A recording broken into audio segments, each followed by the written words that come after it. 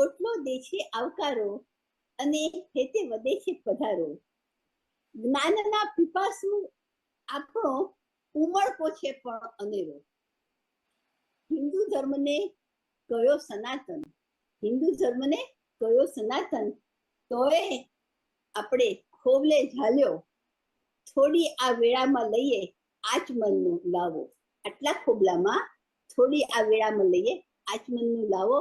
આપણો આ ઓટલા ઉપર આટલા થોડા સમયમાં સનાતન ધર્મ, હિન્દુ ધર્મ જેને સનાતન કહ્યો છે, એને કેવી રીતના આપણે સમજી શકીશું. પરંતુ જેમ ગઈ વખતે મેં તમને પેલી 2 પંક્તિઓ કહી હતી કે અડાભીડ ઉગેલા આ ફળ છે કે કેસર, કાંઈ ના જાણું હું તો, પણ જે પણ છે હું પ્રયાસ કરું છું. આપણને ખબર નથી પણ છતાં પણ આ આપણો એક નમ્ર પ્રયાસ છે. તો આ નમ્ર પ્રયાસને તમે સૌ વધાવી લેજો. એ માટે આપણી સાથે જોડાયા છે છેક ભારતથી ગુરુવારની સવારે 4 વાગે મધુસૂદનભાઈ. મધુસૂદનભાઈ આપણા ઓટલાના યજમાન વક્તા છે. એમની સાથે આ વખતે જોડાયા છે સાન ફ્રાન્સિસ્કોથી કલ્પનાબેન રઘુભાઈ શાહ. મધુસૂદનભાઈ માટે મેં તમને ગયા વખતે કહ્યું હતું કે એ પોતે વિદ્વાન છે, મોટિવેશનલ સ્પીકર છે, અને એ બહુ જ બહોળો અનુભવ ધરાવે છે આ ક્ષેત્રમાં. પ્લસ એમને જ્યારે આપણે વાત કરી કે મધુસૂદનભાઈ અમને શાસ્ત્ર વિશે શીખવાની જરૂર, જાણવાની જરૂર ઈચ્છા થાય છે, તો એમણે એનો અભ્યાસ શરૂ કર્યો. કલ્પનાબેન આપણી સાથે જોડાયા છે. તે પોતે ઘણા વખતથી ગુજરાત ન્યૂઝલેન્ડ જે કેનેડાથી પ્રસિદ્ધ થાય છે, એમાં કલ્પનાનું મનોજગત દર અઠવાડિયે પોતાના વિચારો વ્યક્ત કરે છે. એ સિવાય કલ્પનાબેને ઘણું ઘણું લખ્યું છે. શરૂઆતમાં એમણે બેઠક ઉપર દર અઠવાડિયે એટલા બધા પોતાના લેખ લખ્યા છે. મારી પાસે હું ઘણી વખતે મારે જરૂર પડે તો હું એમાંથી જોતી હોઉં છું. બહુ જ વિદ્વાન, ખૂબ જ અંતરથી એમણે રિસર્ચ કરેલું છે. અને આજે આપણે કૃષ્ણ અને યોગેશ્વર કૃષ્ણ વિશે એમણે લખ્યું છે. તો આપણે આજે એમને સાંભળશું. આપણે ફોર્મેટ આપણે એવી રીતના કરીએ છીએ કે પહેલા મધુસૂદનભાઈ બોલશે, પોતાનું વક્તવ્ય આપશે 20 મિનિટ. ત્યાર પછી કલ્પનાબેન પોતાનું વક્તવ્ય આપશે 15 મિનિટ. બંનેના વક્તવ્ય પછી આપણને એ દરમિયાન જે પ્રશ્નો થયા હશે, મેં તમને હમણાં જણાવ્યું કે મેં પોતે આવી રીતના આ ચોપડી બનાવી છે, નોટબુક, અને એમાં ગઈ વખતના પ્રશ્નો લખ્યા છે. આ વખતના જે પ્રશ્નો ઉત્પન્ન થશે એ લખીશું. અને આપણે ધીમે ધીમે આપણા શાસ્ત્રોને આજના સાંપ્રત સમયમાં સમજવા માટે, જો સાંપ્રત સમયમાં, સાંપ્રત સમય એટલા માટે કે તમે મને અત્યારે એમ કહો કે 1000 વર્ષ પહેલા કૃષ્ણ ભગવાને ટચથી આંગળી ગોવર્ધન ઉચક્યો. હવે આજના દિવસે હું મારા ગ્રેન્ડ ચિલ્ડ્રનને કહું કે કૃષ્ણ ભગવાને ગોવર્ધન ઉચક્યો, તો એ લોકોના મગજમાં જશે નહીં, રાઈટ? આપણને એમને સમજાય, એ લોકોને આપણે કન્વિન્સ કરી શકીએ એવી ભાષામાં આજે શું આપણા શાસ્ત્રોનું આપણે એમને જ્ઞાન આપવાનું છે. અને જો સાંભળો, આપણે અત્યાર સુધી આપ્યું નથી જ્ઞાન, પણ બીજા બધા પર ધર્મ જે છે એની અંદર એ લોકોને જ્ઞાન વર્ષોથી અપાઈ રહ્યું છે. અને મને ખબર એટલા માટે છે કે મારી પાસે સમય છે, નિશાળોમાં જઉં છું ગ્રેન્ડ તરીકે, ગ્રેન્ડ પેરેન્ટ તરીકે હું વાતો કરું છું. અને એ લોકોના ધર્મમાં બાળ સંસ્કાર કેન્દ્રો કેટલા બધા વર્ષોથી ચાલે છે, પેઢીઓથી. જ્યારે આપણા, મારી દીકરીને હું પૂછું, મારા દીકરાને પૂછું, તો બધાને અરે મને પોતાને ઘણું જ્ઞાન નથી. ચાલો તો વધારે સમય લીધા વિના આપણે મધુસૂદનભાઈને કહીશું કે મધુસૂદનભાઈ આવે, પોતાનું વક્તવ્ય આપે. તમને જે પણ મિત્ર પ્રશ્ન હોય ને એ બધા તમે નોટ કરજો. મધુસૂદનભાઈ, મારે એક પ્રશ્ન હતો કે આપણે જે ગયા વખતના પ્રશ્નો હતા એની ચર્ચા પહેલા કરી લઈશું. મધુસૂદનભાઈ, તમે શું સજેસ્ટ કરો છો? એટલે હું માનું છું આ સ્પીચ પતે પછી આપણે છેલ્લે એની ચર્ચા કરીએ તો આપણે થોડું વધારે સારી રીતે ચર્ચા કરી શકીશું. હું પણ મધુસૂદનભાઈ એ જ કહેવા માંગતી હતી. ઓકે, તો એ રીતે અને એક વસ્તુ કહેવાનું રહી ગયું. મધુસૂદનભાઈ, આપણે છે ને આજે આમ તો કૃષ્ણના ઘણા બધા સ્વરૂપ છે, બાળ કૃષ્ણ, પછી રાધા સાથેના કૃષ્ણ, પણ આજે આપણે કૃષ્ણ કે જે પોતે યોગેશ્વર સ્વરૂપે, જેમણે ભગવદ્ ગીતાની અંદર આપણને જે સલાહ, આપણે એના વિશે કરીશું. અને ત્યાર પછી આમના વસુધાબેન આપણી સાથે છે ને, એ છેલ્લે કહેવાના છે, પણ હું તમને અત્યારે સેજ કહું કે પછી બીજા રાઉન્ડમાં, એટલે કે 12 હપ્તા પછી 13મા હપ્તાથી પાછું બીજા, એટલે ફરીથી કૃષ્ણ અને વગેરેનો આપણે ફરીથી બીજો આગળ અભ્યાસ કરીશું. પણ આજે આપણે પેલું આચમન કરીએ છીએ, તો આના વિશે તમે કહો. બરાબર? બિલકુલ બિલકુલ. નમસ્કાર સુભાષભાઈ, આદરણીય સુભાષભાઈ, ગીતાબેન, મારા મિત્ર મનહરભાઈ, ગિરીશભાઈ બી બેસાડા જોડાયા છે, મારા મિત્ર છે. જેટલા નામ બરે જે મોઢે રહ્યા છે, વસુધાબેન છે, અત્યારે જે વક્તા છે કલ્પનાબેન આદરણીય, કે જે સારા લેખક છે, આપણે આપણા આર્ટિકલ્સની વાત કરી, અને અમારા અરુણાબેન, હું ઘણા બધાને ધીરે ધીરે હવે જેમ ગોઠવાઈશ આવે તો બધાને વ્યક્તિગત રીતે ઓળખતો થઈશ ધીરે ધીરે. આજે જયારે આપણે હિન્દુ શાસ્ત્રોની વાત કરીએ છીએ, તો હિન્દુ શાસ્ત્રોમાં તો સૌથી શ્રેષ્ઠ ગ્રંથ કહેવાય તો ભગવદ્ ગીતા છે. અને ભગવદ્ ગીતામાં જો મહત્વનું પાત્ર હોય તો ભગવાન શ્રી કૃષ્ણ છે. એ કૃષ્ણની આપણે કેટલીક વાતો કરીશું આજે, અને એમના જીવનમાંથી આપણને જે જિંદગી જીવવાનો સંદેશો મળે છે એની કેટલીક વાતો પણ આપણે કરીશું. કૃષ્ણ ભગવાન માટે કહેવાય છે કે જે ગોપીઓના વસ્ત્રો ચોરી શકે એ દ્રૌપદીને વસ્ત્રો આપી પણ શકે. નટખટતા અને ગંભીરતા વચ્ચેની સમજણ એટલે ભગવાન શ્રી કૃષ્ણ. જે માટલીમાંથી માખણ ચોરી શકે એ સુદામાની પોટલીમાંથી તાંબુલ પણ ખાઈ શકે. સમય અને સ્થળ પ્રમાણે વર્તવાની સમજણ એટલે ભગવાન શ્રી કૃષ્ણ. જે મહાભારતનું યુદ્ધ જીતાડી શકે, એ રણ પણ છોડી શકે. એટલે માત્ર ક્યારે જીતવું એ જ નહીં, બરોબર, ક્યારે નહીં લડવું એની સમજણ એટલે પણ ભગવાન શ્રી કૃષ્ણ. જે સુદર્શન ચક્ર ચલાવી શકે એ વાંસળી પણ વગાડી શકે. કોમળતા અને કઠોરતા વચ્ચેની સમજણ એટલે ભગવાન શ્રી કૃષ્ણ. જે મથુરા છોડી શકે એ દ્વારકા બાંધી શકે. એટલે ક્યારે ક્યાં અટકવું અને ક્યારે ક્યાં નહીં થોભવું એની વચ્ચેની સમજણ એટલે ભગવાન શ્રી કૃષ્ણ. જે માટી ખાઈ શકે એ બ્રહ્માંડ પણ દેખાડી શકે. એટલે કણ કણમાં મણ એની સમજણ એટલે ભગવાન શ્રી કૃષ્ણ. આ ભગવાન કૃષ્ણ માટે એવું કહેવાય છે કે રાધા એટલે ભગવાન કૃષ્ણનો પ્રેમ, વાંસળી એટલે ભગવાન કૃષ્ણનું સંગીત, મોરપીંછ એટલે ભગવાન શ્રી કૃષ્ણનું કામણ. આ બધા એકબીજા સાથે એવી રીતે સંકળાયેલા છે કે એવી રીતે જોડાયેલા છે કે એક વગર બીજાની તમે કલ્પના પણ ના કરી શકો.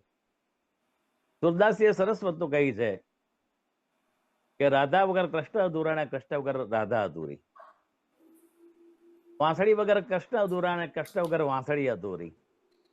મોરપીંછ વગર કૃષ્ણ અધૂરા અને કૃષ્ણ વગર મોરપીંછ અધૂરું. કૃષ્ણ વગર રૂકમણી અધૂરા અને રૂકમણી વગર કૃષ્ણ અધૂરા. કૃષ્ણ વગર દ્રૌપદી અધૂરા અને દ્રૌપદી વગર કૃષ્ણ અધૂરા. છેલ્લે કહે છે કે કૃષ્ણ વગર સુરદાસ અધૂરા અને સુરદાસ વગર કૃષ્ણ અધૂરા. કૃષ્ણ એટલે એવા મિત્ર, એક એવા પ્રેમી, એક એવા સલાહકાર, એક એવા રાજનીતિજ્ઞ, એક એવા રાજનેતા, એક એવા વક્તા, એક એવા મોટિવેટર, એક એવા સંગીતકાર, એક એવા હીરો કે અખિલ બ્રહ્માંડના આ સુપરસ્ટારે જેની સાથે નાતો બાંધ્યો છે એ તમામને એમને પોતાનું અભિન્ન અંગ બનાવી દીધું.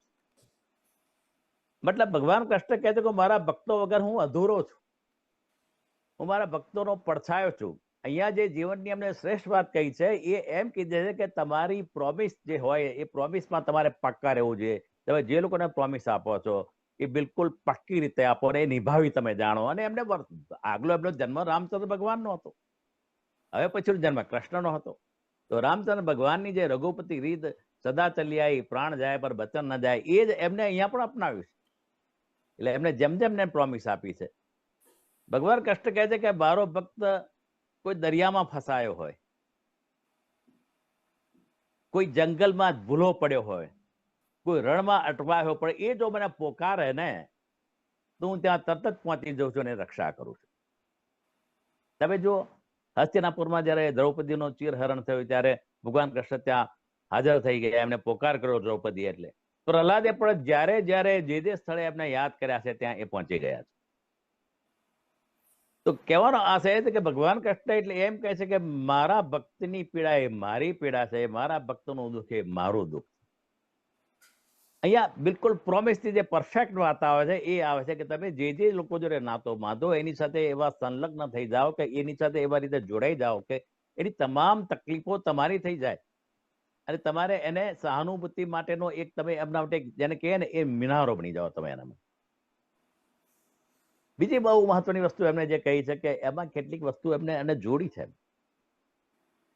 કે મારા ભક્તને હું ત્યારે જ મદદ કરી શકું છું કે જ્યારે એને મારામાં સંપૂર્ણ શ્રદ્ધા હોય. ક્યાંય પણ જો એને શંકા કુશંકા કરી તો એ બને અનુકૂળ નથી.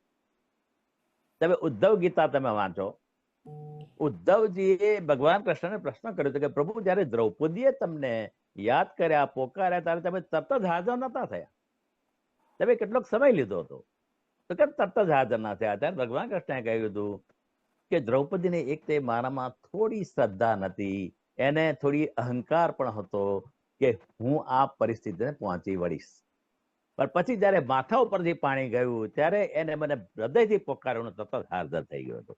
શ્રદ્ધામ વા લોપ્તે જ્ઞાનમ તત્પર સંતેન્દ્રિય જ્ઞાનમ લબ્ધા પરામ થાંતિ મતિ રેણાધિ ગચ્છ. એટલે મારામાં સંપૂર્ણ શ્રદ્ધા રાખવી પડે. બીજી વસ્તુ એ છે કે મેં જે પથ બતાવ્યો છે એ પથ ઉપર મારો જે ભક્ત ચાલતો, આ બહુ સરસ શિખામણ છે આપણા સૌ માટે કે મારો જે ભક્ત અનન્યા ચિંતનમાં એ જના પર ઉપાસતે દેશા નિત્યાભિયુક્તાનામ યોગક્ષેમમ વહામ્યમ. એટલે કે મારો જે ભક્ત મેં જે પથ બતાવ્યો છે એ પથ ઉપર ચાલે છે ને એના તમામ યોગક્ષેમની જવાબદારી મારી છે. પણ એ જો એની પોતાની હોશિયારી બતાવશો એને મદદ નથી કરી શકતો.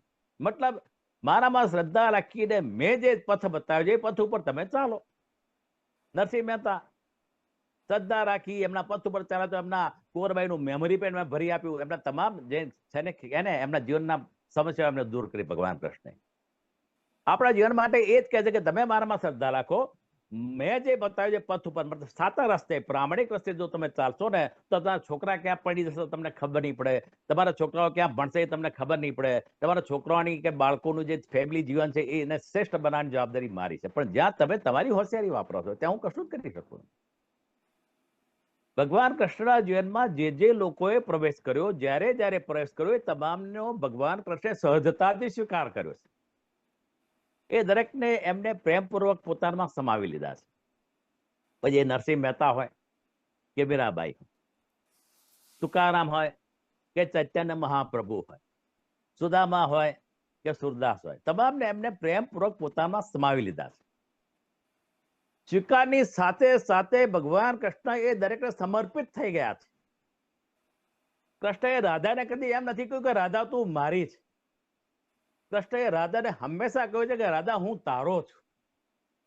જ્યાં મારાની વાત આવે છે ને ત્યાં સ્વાર્થ આવે છે. ત્યાં જેને કહેવાય ને કે સ્વાર્થની પુષ્ટિ થાય છે, અપેક્ષાનું અસ્તિત્વનું સર્જન થાય છે. જ્યાં તારાની વાત આવે છે ને ત્યાં સમર્પિતતાનું સર્જન થાય છે, ત્યાં નિસ્વાર્થતાનું સર્જન થાય છે. ભગવાન કૃષ્ણએ હંમેશા સ્વાર્થ પુષ્ટિ કરતા પરમાર્થ વૃત્તિને હંમેશા પ્રાધાન્ય આપ્યું છે અને એટલે જ ભગવાન કૃષ્ણ શ્રેષ્ઠ ગણાય છે. બહુ મહત્વની વસ્તુ એ છે કે આપણે પણ આપણા જીવનમાં સ્વીકારવા જેવું છે કે બને ત્યાં સુધી તારું તારું, આપણે મારું મારું મારું કરીએ છીએ.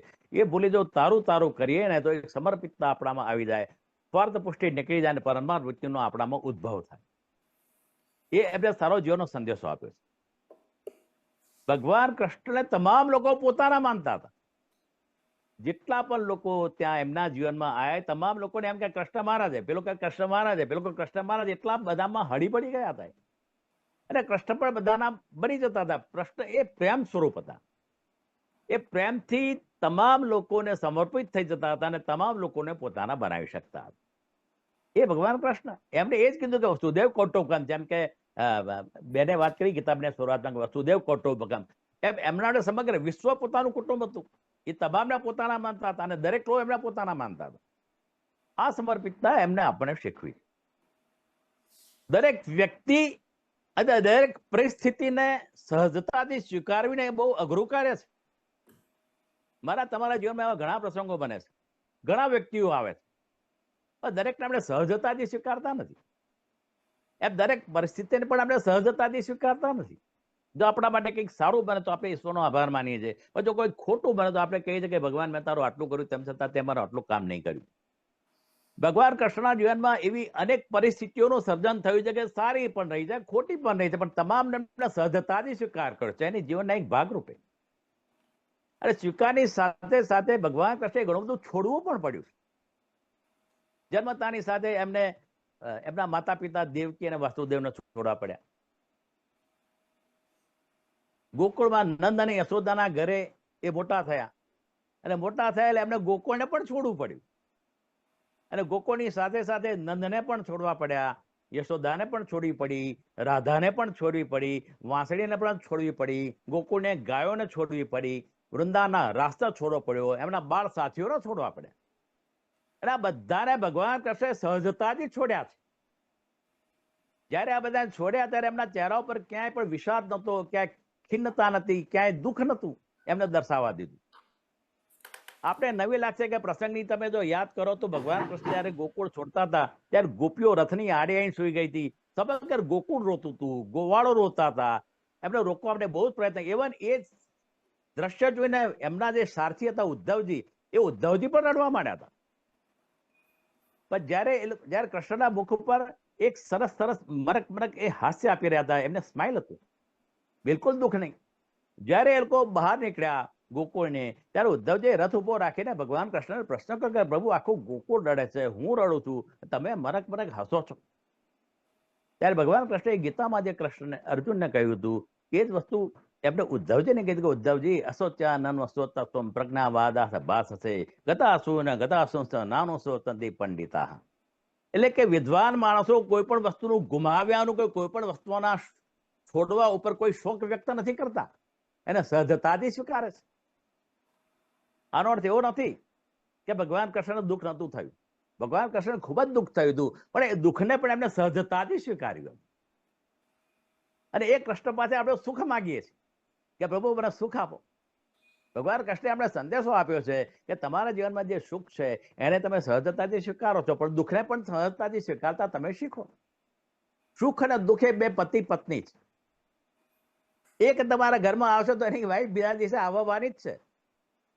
એટલે બંનેને તમારે સરખી રીતે સન્માન આપવું પડે અને બંનેને તમારે સરખી રીતે સ્વીકારવા પડે. એ ભગવાન કૃષ્ણની બેસ્ટ થિયરી હતી.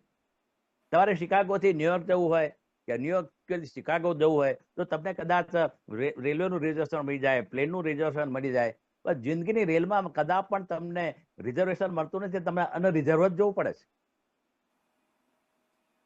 અને આ રેલમાં પણ વચ્ચે મોટા મોટા બોગદાઓ આવે છે, ત્યારે તમારા જીવનમાં અંધારું છવાઈ જાય છે. અને અંધારામાં તમારો નજીકનો માણસ પણ તમને ઓળખી શકતો નથી. ભગવાન કૃષ્ણ કહે છે કે તમારે પેશન્સ રાખવી પડે, ધીરજ રાખવી પડે, વિશ્વાસ રાખવો પડે. એક દિવસ આ બોગદો પસાર થઈ જશે, ફરી મારા જીવનમાં ગ્રીનરી આવશે, ફરી મારા જીવનમાં પ્રકાશ આવશે, પણ આ પેશન્સ આપણામાં નથી. એનું કારણ છે આપણે કોઈ પણ પ્રસંગને પરિસ્થિતિ આપણે સ્વીકારી શકતા નથી. કૃષ્ણ કહે છે કે હું તમને સુખ આપું છું બી તમારા હિતમાં છે, અને દુઃખ આપું છું એ બી તમારા હિતમાં છે. એક કોઈ બીમાર, તમને સિમ્પલ દાખલો આપું કે મારા વાઈફ છે મને ઘણી વખત સારામાં સારો શીરો ને ભજીયા બનાવીને ખવડાવે છે, તો એ મારા હિતમાં છે, એને ગમે છે કે અમને ખવડાવું, આનંદમાં રાખવું. પણ જો બીમારો તો મને ખીચડી ખવડાવે છે તો ખીચડી બી મારા હિતમાં જ છે. કોઈ બીમાર માણસને તમે દૂધ આપો તો એ મરી જાય. તંદુરસ્ત માણસને દૂધ અપાય, બીમાર માણસને કડવી ગોળી જ આપવી પડે. બીમાર માણસ એમ કે મને કડવી ગોળીને આને દૂધ કેમ, તો દૂધ એના હિતમાં છે ને આ ગોળી કડવી તારા હિતમાં છે એટલે મેં તને આપી છે, ભગવાન કૃષ્ણ કહે છે. એટલે તમે આ બધી વસ્તુઓ જે છે ને એના પર વિચાર ના કરો કે હું જે તમને આપું છું એ તમારા હિતમાં જ આપું છું. એમાં કોઈ પણ જગ્યાએ મારે જેને કહેવાય ને કે એ નથી હોતું. પોતાના ઉપર આવી પડેલા ધર્મને કેવી રીતે સ્વીકારવો એ ભગવાન કૃષ્ણની ફિલોસોફી હતી.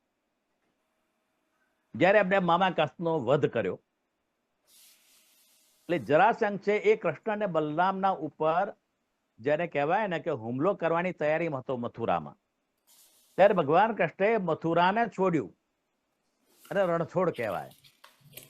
આનો અર્થ એવો નતો કે ભગવાન કૃષ્ણ કાયર હતા, એ મહાયોદ્ધા હતા, એ જરાસંઘને હરાઈ શકતા હતા. પણ જરાસંઘ તો મથુરામાં યુદ્ધ લડે તો મથુરાની પ્રજાને ભયંકર નુકસાન થયું હતું. મથુરાની પ્રજા સંકટમાં આવી શકતી. માત્ર કૃષ્ણ અને બલરામ એમનું ટાર્ગેટ નતા, મથુરાની પ્રજા પણ એનું ટાર્ગેટ હતું. એટલે મથુરાની પ્રજાના રક્ષણ માટે એમને મથુરા છોડ્યું. એમને કાયરતાથી નથી છોડ્યું, એમને સરસ રાજ પણ શીખ્યો છે કે રાજનેતા હોય કે રાજદ્વારી વ્યક્તિ હોય એને પોતાની પ્રજાના રક્ષા માટે પોતાનો રાજપાટ પણ છોડી દેવો જોઈએ. પ્રજાનું જે થવું હોય થાય, પણ મારું રાજપાટ છોડવા તૈયાર નથી, એ વૃત્તિ યોગ્ય નથી. ભગવાન કૃષ્ણે આ શીખવાડ્યું છે. તો હારીને પણ કઈ રીતે જીવન જીવવું એ તમને ભગવાન કૃષ્ણના જીવનમાંથી શીખવા મળે. જીવનને એક ઉત્સવ તરીકે કઈ રીતે જીવી શકાય ભગવાન કૃષ્ણે આપણે શીખ્યું છે.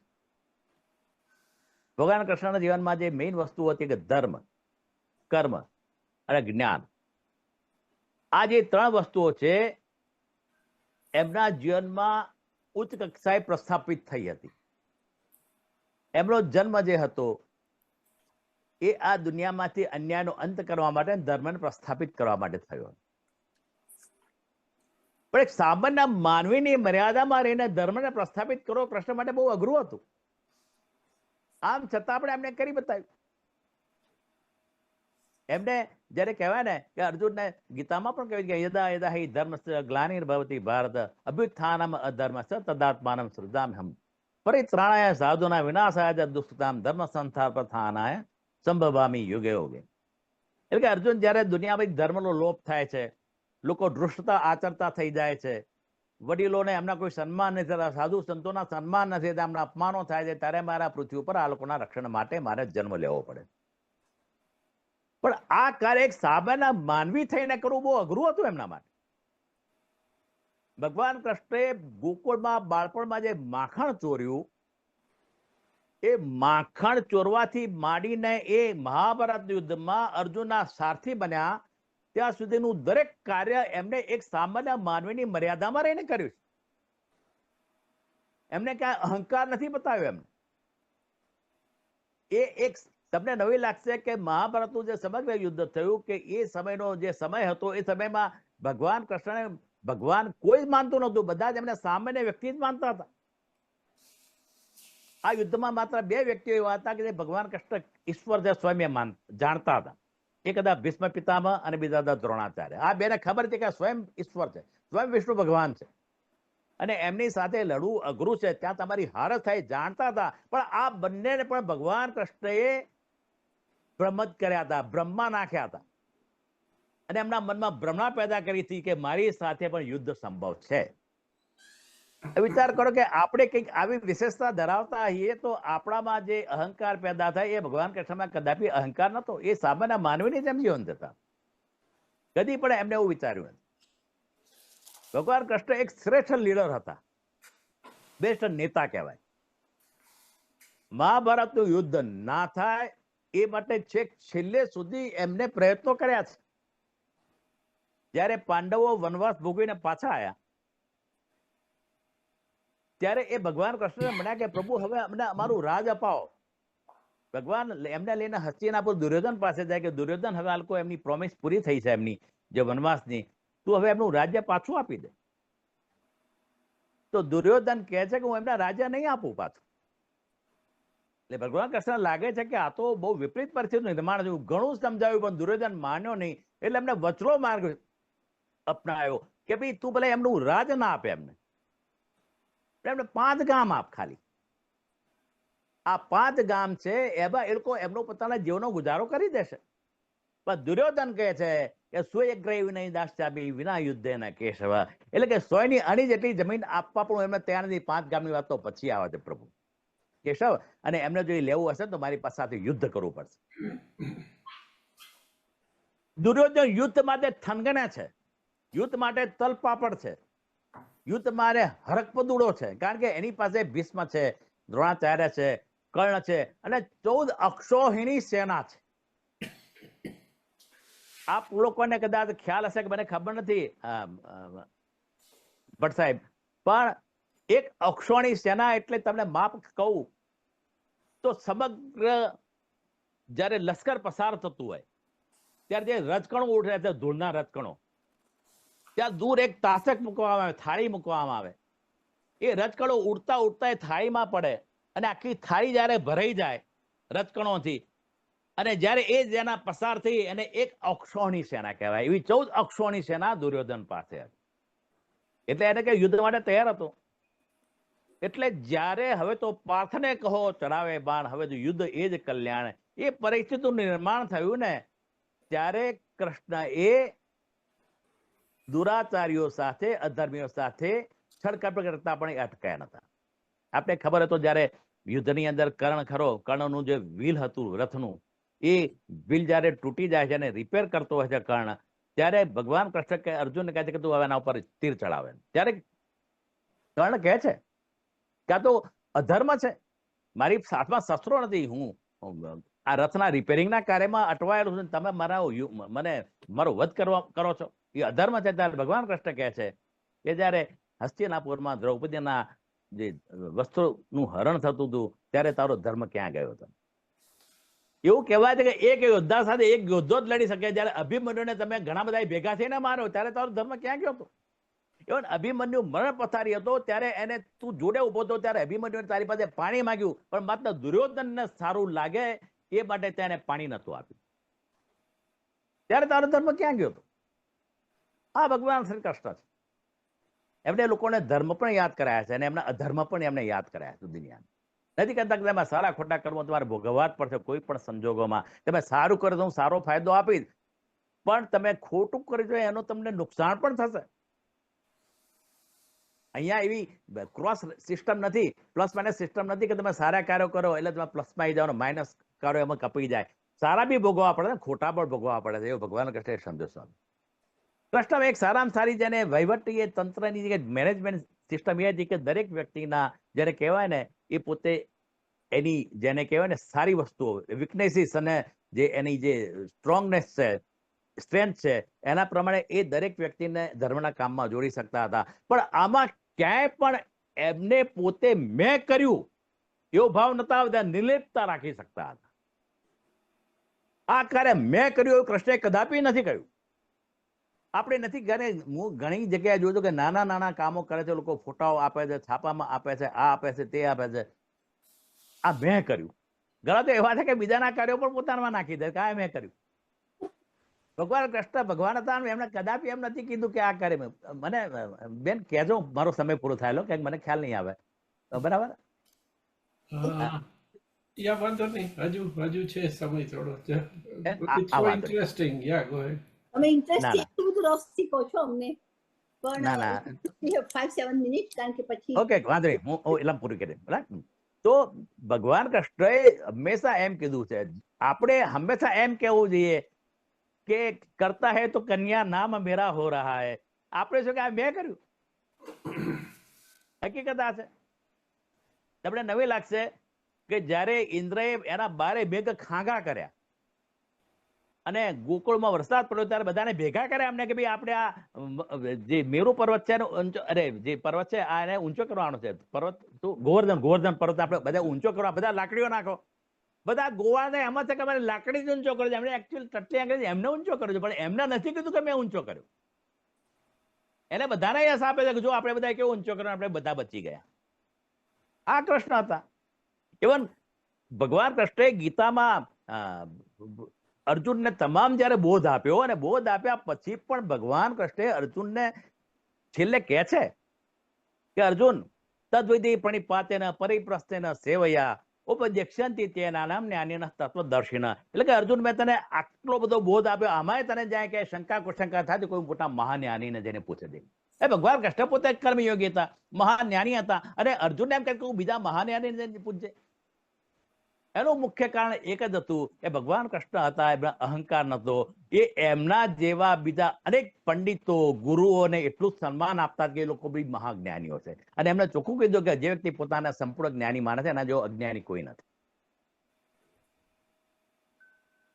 અર્જુનને બી એવું લાગતું હતું કે મહાભારત યુદ્ધ મેં જીતાડ્યું, મારું ગાંડીવ છે જબરજસ્ત છે.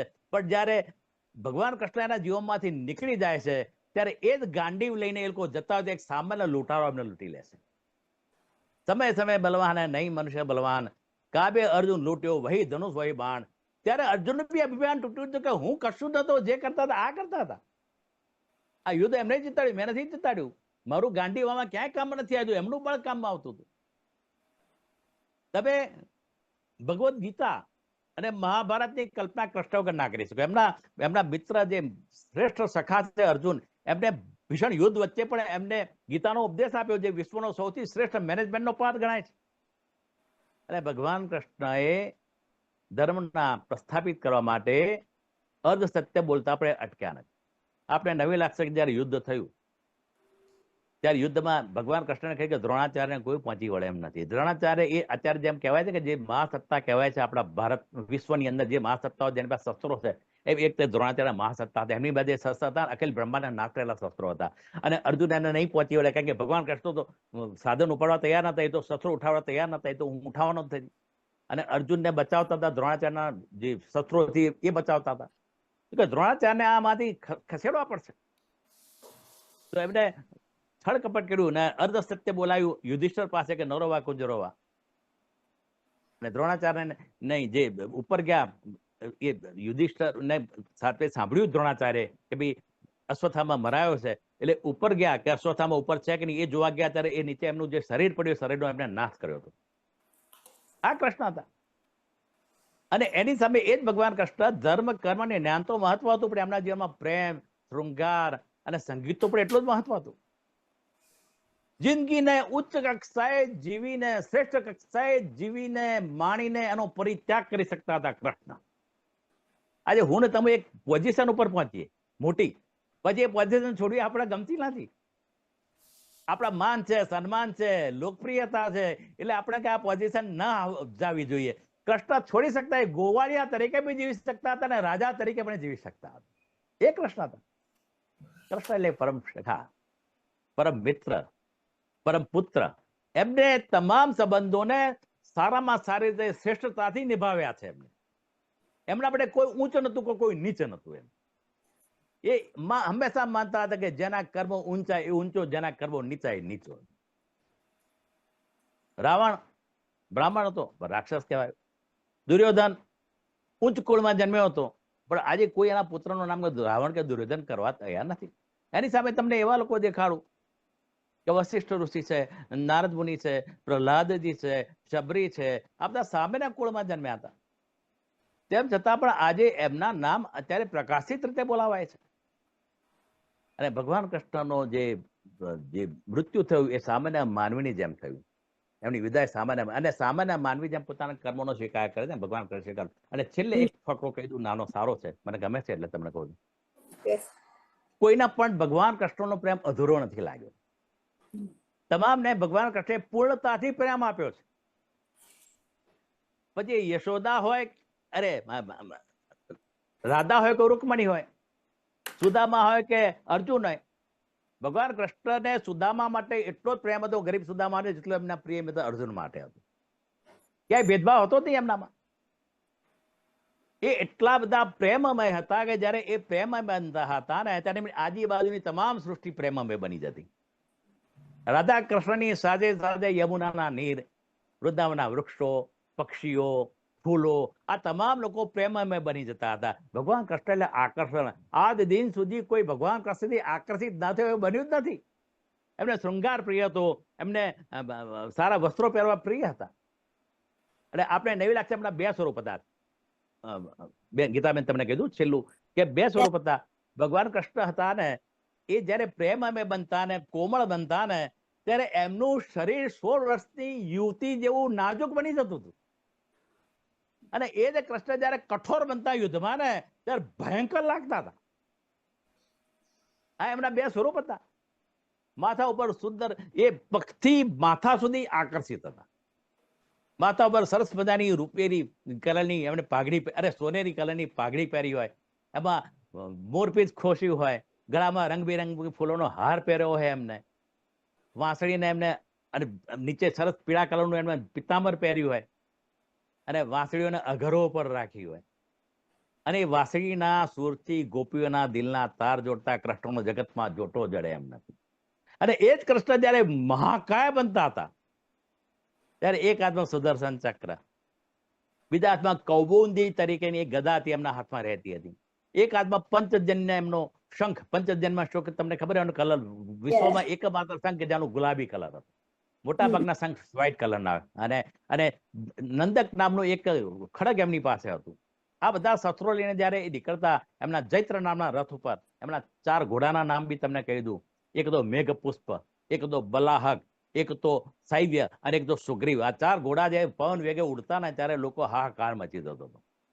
આ ભગવાન કૃષ્ણ માટે છેલ્લે એટલું જ કહીશ કે ગુલાબના ફૂલોની જેમ એ રહ્યા છે. ગુલાબનું ફૂલ કાંટા વચ્ચે રહે ને તો એ સુગંધ આપે છે, એમ ભગવાન કૃષ્ણ એ અનેક સંઘર્ષો વચ્ચે પણ દુનિયાને સુવાસ આપી છે. તો આપ સૌએ મને સાંભળ્યો, આપનો ખૂબ ખૂબ આભાર. Thank you very much. વાહ વાહ વાહ. એમ લાગે કે સાંભળ્યા જ કરીએ તમને. આપણે મારે બી એમને કલ્પનાબેન સાંભળવા છે, ખાસ વસુધાબેન પણ સાંભળી, કારણ કે હું એક સારો શ્રોતા બી છું. મને બહુ ગમે છે સારા એમના વિચારો, મને પણ ગમશે. તમે હમણાં જે આપણને એક આપણે મિત્ર એમને આપણને એક સરસ વાત કરી, ગોવર્ધન પર્વત કચ્છથી આગળ ઉઠ્યો અને બીજા બધાને ક્રેડિટ આપ્યું. તમે આજે આપણે જે સાંપ્રત સમાજમાં જોતા હોઈએ છીએ તો તમે જોજો કે કેટલા બધા ઘણા ઓર્ગેનાઇઝેશનમાં બધા સાથે જ કામ કરતા હોય. એક વ્યક્તિ વધારે આગળ મહેનત કરે તો ક્રેડિટ કોને આપે? બધાને આપે. બધાને. બિલકુલ સાચી વસ્તુ. ઘરમાં પણ આપણે કરતા હોઈએ કે એટલા માટે પ્રોત્સાહન આપવા માટે, રાઈટ? બિલકુલ સાચી. હમણાં મને એક પ્રસંગ, અમારે ગઈકાલે જ પ્રસંગ બન્યો, એ મને યાદ આવ્યું કે અમે ગઈકાલે શ્રાદ્ધ હતું અને છોકરાઓ આવ્યા હતા, એટલે મારી દીકરીએ છોકરો આમ કીધું કે જાઓ ડિશવોશરમાં કે વાસણ મૂકો. ઓહો એવા સરસ તમે મૂકી દો. બધા મેં જોયું, એ લોકો ગયા પછી મેં જોયું તો એક પણ વાસણ બરાબર નહોતું મૂક્યું. પણ મેં કીધું છોકરાઓ તમે કેટલું સરસ કરી નાખ્યું, લે તમારી બધી ડીશો અંદર આવી ગઈ. મેં એકના પર બીજી નાડી એવડી કરી દીધી, પણ પ્રોત્સાહન આપવા માટે. એટલે next time they will do better. આપણે આજે ઓટલા ઉપર જે આ એમણે કીધું એમાં ઘણા બધા સાંપ્રત સમાજનું છે, પણ આ એક આપણે સાથે લઈ જઈએ કે ઘણી વખતે આપણે જયારે બધા ભેગા થઈને કામ કરતા હોઈએ છીએ ત્યારે એક વ્યક્તિ વધારે કામ કરતી હોય છે અને એક વ્યક્તિ થોડુંક ઓછું કરે. પણ આપણે બધાએ ગોવર્ધન પર્વત, કારણ કે આજે તમે ખરેખર કૃષ્ણ ભગવાન કે પર્વત ઉઠ્યો નતો કે જમીનમાંથી કાઢીને તો ઉચકી ના શકે પર્વત. એટલે પણ આપણે આ જ રીતના આજના સંપ્રત સમાજમાં આપણે આ બધા રૂપકોને સમજવા માટે પ્રયત્ન કરવાનો છે. અને એમણે આપણને જે કીધું એવી જ રીતના હવે આપણે કલ્પનાબેન, આપનું સ્વાગત છે અને આવો અને આપ આમાં થોડું આપનું બી યોગદાન કરો. Thank you. જય શ્રી કૃષ્ણ. શ્રી કૃષ્ણાય વાસુદેવાય હરે પરમાત્મને પ્રણતઃ ક્લેશનાશાય ગોવિંદાય નમઃ. આપ સર્વેમાં બેઠેલા શ્રી કૃષ્ણને હું વંદન કરું છું. હવે મને એવું લાગે છે કે મારે કઈ કહેવાનું બાકી જ નથી રહેતું. અરે ક્યાં વાત છે! આ આખું કઈ થોડું આપણે મધુસૂદન નામ એટલે કૃષ્ણનું બીજું નામ. ઓહો. કૃષ્ણ મધુસૂદનમાં પ્રવેશ્યા અને બધું જ કહી દીધું. આખી યાત્રા વર્ણવી દીધી, જન્મથી મૃત્યુ સુધીની. હવે શું બાકી રહ્યું? પણ આના પરથી એક વસ્તુ આપણે બધા સમજ્યા હઈશું કે કૃષ્ણ જન્મ્યા અને મૃત્યુ પામ્યા ત્યારે પાછા નથી ફર્યા, આગળ ને આગળ જતા ગયા છે. તમે જુઓ ક્યાંય પાછા નથી ફર્યા. એટલે કૃષ્ણ આપણને ગતિ શીખવે છે, ગતિમાં રહેવું જોઈએ. અને બીજું પરિવર્તન. બધાના ઘરમાં આ તો હશે ક્યાંક, પરિવર્તન ही जीवन का नियम है. અત્યારે ઓટલાની આ બધી બારીઓમાં મોટે ભાગે સિનિયર બેઠા છે અને સિનિયરોએ આ ખૂબ જ શીખવાની જરૂર છે કે પરિવર્તન જીવનનો નિયમ છે.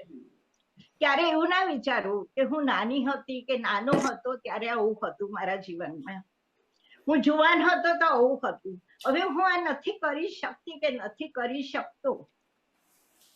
ક્યારેય રિગ્રેટ ના કરવો જીવનમાં, બરાબર, કારણ કે રિવર્સ ગિયર તો આપ્યું જ નથી કૃષ્ણે. તો આ બધા માટે આ વસ્તુ જરૂરી છે. પસ્તાવો ના કરવો એટલે રિગ્રેટ ના કરવું, માફી માંગી લેવી જરૂર પડે ત્યાં, ભૂલતા શીખવું. અને કૃષ્ણ તો કહે છે જ ને કે તું મારામાં મન પરો. આપણને સિનિયરોને કેટલું સરસ કૃષ્ણએ કહ્યું છે આ, કે મારામાં મન પરો. અને આપણી અવસ્થા પણ એવી છે. મારે હમણાં 2 દિવસ ઉપર હવેલીમાં બોલવાનું હતું, મારે આમાંથી અમુક અહીં બેઠા પણ છે, અને કૃષ્ણ ઉપર જ મેં કહ્યું હતું. કૃષ્ણ બધું જ કહે છે કે મોહનો ત્યાગ ના કરો, અને 18 અધ્યાયમાં કેટલી બધી વસ્તુ સમજાવી દીધી છે. જીવનનો અર્થ, જીવન શું છે, મૃત્યુ પછી શું, આત્મા શું છે, બધું એટલે બધું જ સમજાવી દીધું છે. તો આપણને એમ થાય કે આપણે કેવી રીતે જીવવું, એટલે જીવન જીવવાની રીત એ કૃષ્ણએ સમજાવી છે. કૃષ્ણએ શું કર્યું એ કશું આપણે વિચારવાની જરૂર નથી, કારણ કે કૃષ્ણએ લીલા જ કરી છે, અને આપણને પણ લીલા કરાવે છે જો આપણે વિચારીએ તો. આપણને ઘણીવાર અનેક પ્રશ્નો જીવનમાં થાય છે, પણ એ દરેક પ્રશ્નો અને તેનું સમાધાન આપણને ગીતાજીમાંથી મળે છે. આપણે ગૂગલ ઉપર બધું જ, આ ભાઈએ કહ્યું એ અને બીજું બધું આપણે રોજ પાઠ પણ કરીએ, અધ્યાય વાંચીએ, બધું જ કરીએ છીએ, આપણને બધું ગૂગલ પર મળે છે. પણ કૃષ્ણની શોધ કોઈએ કરી છે? મંદિરમાં જઈએ, આપણે રિચ્યુઅલ બધા કરીએ છીએ. આપણે વિચારીએ છીએ કે ધાર્મિકતા શું છે, આધ્યાત્મિકતા શું છે. કૃષ્ણ સુધી પહોંચવા માટે ધાર્મિક બનવાની જરૂર નથી, આધ્યાત્મિક બનવાની જરૂર છે. ધાર્મિકતા એ સીડી છે આધ્યાત્મિકતા સુધી પહોંચવાની. તમે ટીલા ટપકા કરો, તમે માળા કરો, જપ કરો, બધું જ કરો, એ બધું તમને આધ્યાત્મિકતા સુધી પહોંચવાની એક સીડી છે. કૃષ્ણ બહાર છે, કૃષ્ણ અંદર છે, પણ આપણી આ અવસ્થા સિનિયરની એવી છે કે આપણે કૃષ્ણને અંદર શોધવાનો છે. હવે હાથ પગ ના ચાલે, દીકરા દીકરી વહુ જમાઈ કોઈ લઈને જનાર ના હોય મંદિર, તમે ગાડી ના ચલાવી શકો, તો શું કરશો? કૃષ્ણ નથી તમારી પાસે, કૃષ્ણ તમારી અંદર છે, અને એ શસ્ત્ર પણ ઉપાડશે. તમારી આજુબાજુના અનિષ્ટોને નાશ કરવા માટે એ આવશે, પણ તમે બોલાવશો ત્યારે. દ્રૌપદીએ બોલાવ્યા, એવી રીતે ઘણા ભક્તોએ બોલાવ્યા. નરસિંહ મહેતાને મદદ કરી છે. નરસિંહ મહેતા કશું ભણેલા નતા, મીરાબાઈ ભણેલા નતા, પરંતુ કૃષ્ણમય બની ગયેલા. કૃષ્ણની સાધના કરીને પોતે સાધ્ય સાધન એક બની ગયા હતા. અને એ જરૂર છે આપણે બધાએ. અને આનું અધ્યયન કરવાનું, સાધના કરવાની ખૂબ જ જરૂર છે. તો ભગવાને, કૃષ્ણ ભગવાને આપણને બધાને આ ઉંમર હવે એવી આપી છે કે આ સ્ટેજે આપણે ગીતાનું જે પણ વાંચન કર્યું હોય જીવનમાં, જે પણ સાંભળ્યું હોય, એને અંદર ચિંતન મનન અને મંથન કરીને, અને એનું જે ગોરસ આવે, અને એ ગોરસને તમે કૃષ્ણાર્પણ કરો, તમારી ક્ષણે ક્ષણ કૃષ્ણાર્પણ કરો. આ બહુ જ જરૂરી છે. અને મારા ગુરુ ગાય છે, સાદી માલા નરસિમરા મેં તેરા નામ બન જાવે બંદા મેં તેરા શિવ શિવા. સાદી માલા નરસિમરા મેં તેરા નામ. ક્ષણે ક્ષણે પળે પળે કૃષ્ણને યાદ કરો, બધું જ તમે કૃષ્ણાર્પણ કરો, અને પછી જુઓ તમે ખરેખર તમને મદદે આવશે. મને તો બહુ અનુભવ થાય છે, અને હું કરી રહી છું. નરસિંહ મહેતાને કશું ભણ્યા નતા, કશું કોઈ પાઠ, કશું કંઈ જ નતું કરેલું, પણ એમનામાં શ્રદ્ધા, સમર્પણ હતું. જ્ઞાન નતું, જ્ઞાન એ જ હતું કે જે છે મારો કૃષ્ણ છે, બધું જ કૃષ્ણ છે. અને જ્ઞાનમાં ભક્તિ ભળતી હતી. જ્યારે જ્ઞાનમાં ભક્તિ ભળે અને પછી તમે કર્મ કરો છો, ત્યારે કૃષ્ણાર્પણ કરીને, ત્યારે જુઓ એ એવો રંગ લાવે છે ને કે તમે કલ્પના ના કરી હોય. આજે જુઓ મધુસૂદન, ગીતા, આ કલ્પના, આ બધા અહીંયા જ છે. વસુધા. એટલે આમાં એવું છે કે તમે જ્યાં જુઓ ત્યાં ચારે બાજુ તમને કૃષ્ણ દેખાય. ચારે કૃષ્ણ એટલે શક્તિની વાત છે. હું ગીતાના કૃષ્ણને જ કહું એવું બી નથી. કોઈ શિવને માનતું હોય, કોઈ બીજા ભગવાનને માનતું હોય, રાઈટ. શિવ શક્તિ તો એક જ છે. અર્ધનારેશ્વરમાં હું બહુ જ માનું છું. હું માનું છું કે મારામાં શિવ શક્તિ બંને છે. જમણી બાજુ પુરુષ, ડાબી બાજુ સ્ત્રી, અર્ધનારેશ્વર, હું બહુ જ માનું છું. અને હકીકતમાં જ્યારે તમે એના મય બની જાઓ ને ત્યારે ચમત્કારો જીવનમાં સર્જાશે. તમારું ધારેલું ઈચ્છેલું બનશે. અને ત્યારે કૃષ્ણએ જે લીલા કરી હતી ને એ બધું તમને અનુભવાશે. આ અનુભવવાની વાત છે. ધર્મ આધ્યાત્મિક બન્યા પછી શું હોય? અનુભવવાની વાત છે. અને જેટલો તમે અનુભવ કરશો ને એટલો આનંદ થશે. રોગોમાંથી મુક્તિ મળશે અને જીવન સુંદર બની જશે. શું ગીતાબેન, શું કહેવું છે તમારું? કલ્પનાબેન, હું તો તમને સંભળાય જ કરું છું. મેં કીધું તમે કેવું સરસ કીધું, કારણ કે આપણું આખું આ ગ્રુપ છે ને એ સિનિયરનું છે. અને ખરેખર એ જ આપણે જરૂર છે અત્યારે, કે બધું જે પણ થાય છે એ બધું તમે કૃષ્ણની જેમ આગળ વધો. પાછળ જોવાનું નહીં કે ભાઈ અમે નાનપણમાં હું ટીચર હતી કે પછી વક્તૃત્વ સ્પર્ધામાં પહેલો નંબર આવતો હતો. બરાબર હતું, સરસ હતું.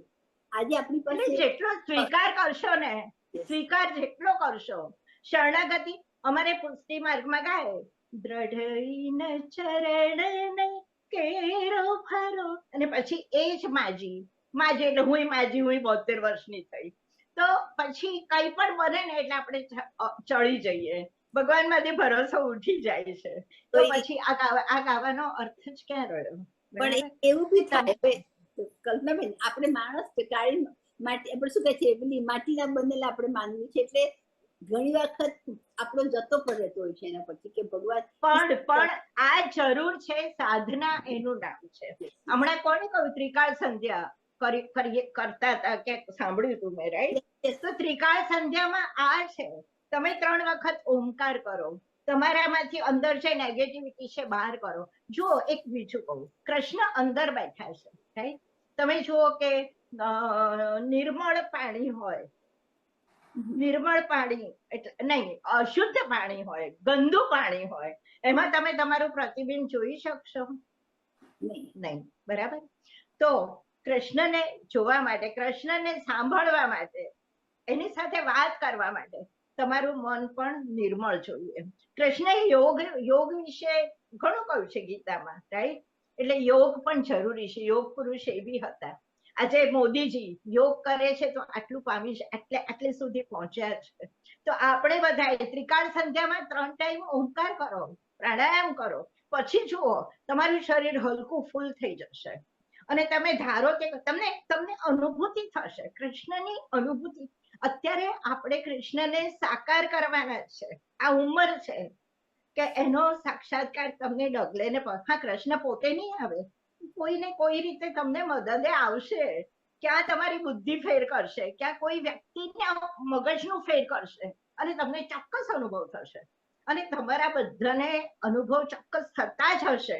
પણ આપણું મન છે ને બીજે ભટકતું હોય, આપણે એનામાં મન પરોવેલું નથી, માટે આપણને એનો અનુભવ થતો નથી. અને આ અનુભવ કરવાના દિવસો આવી ગયા છે હવે.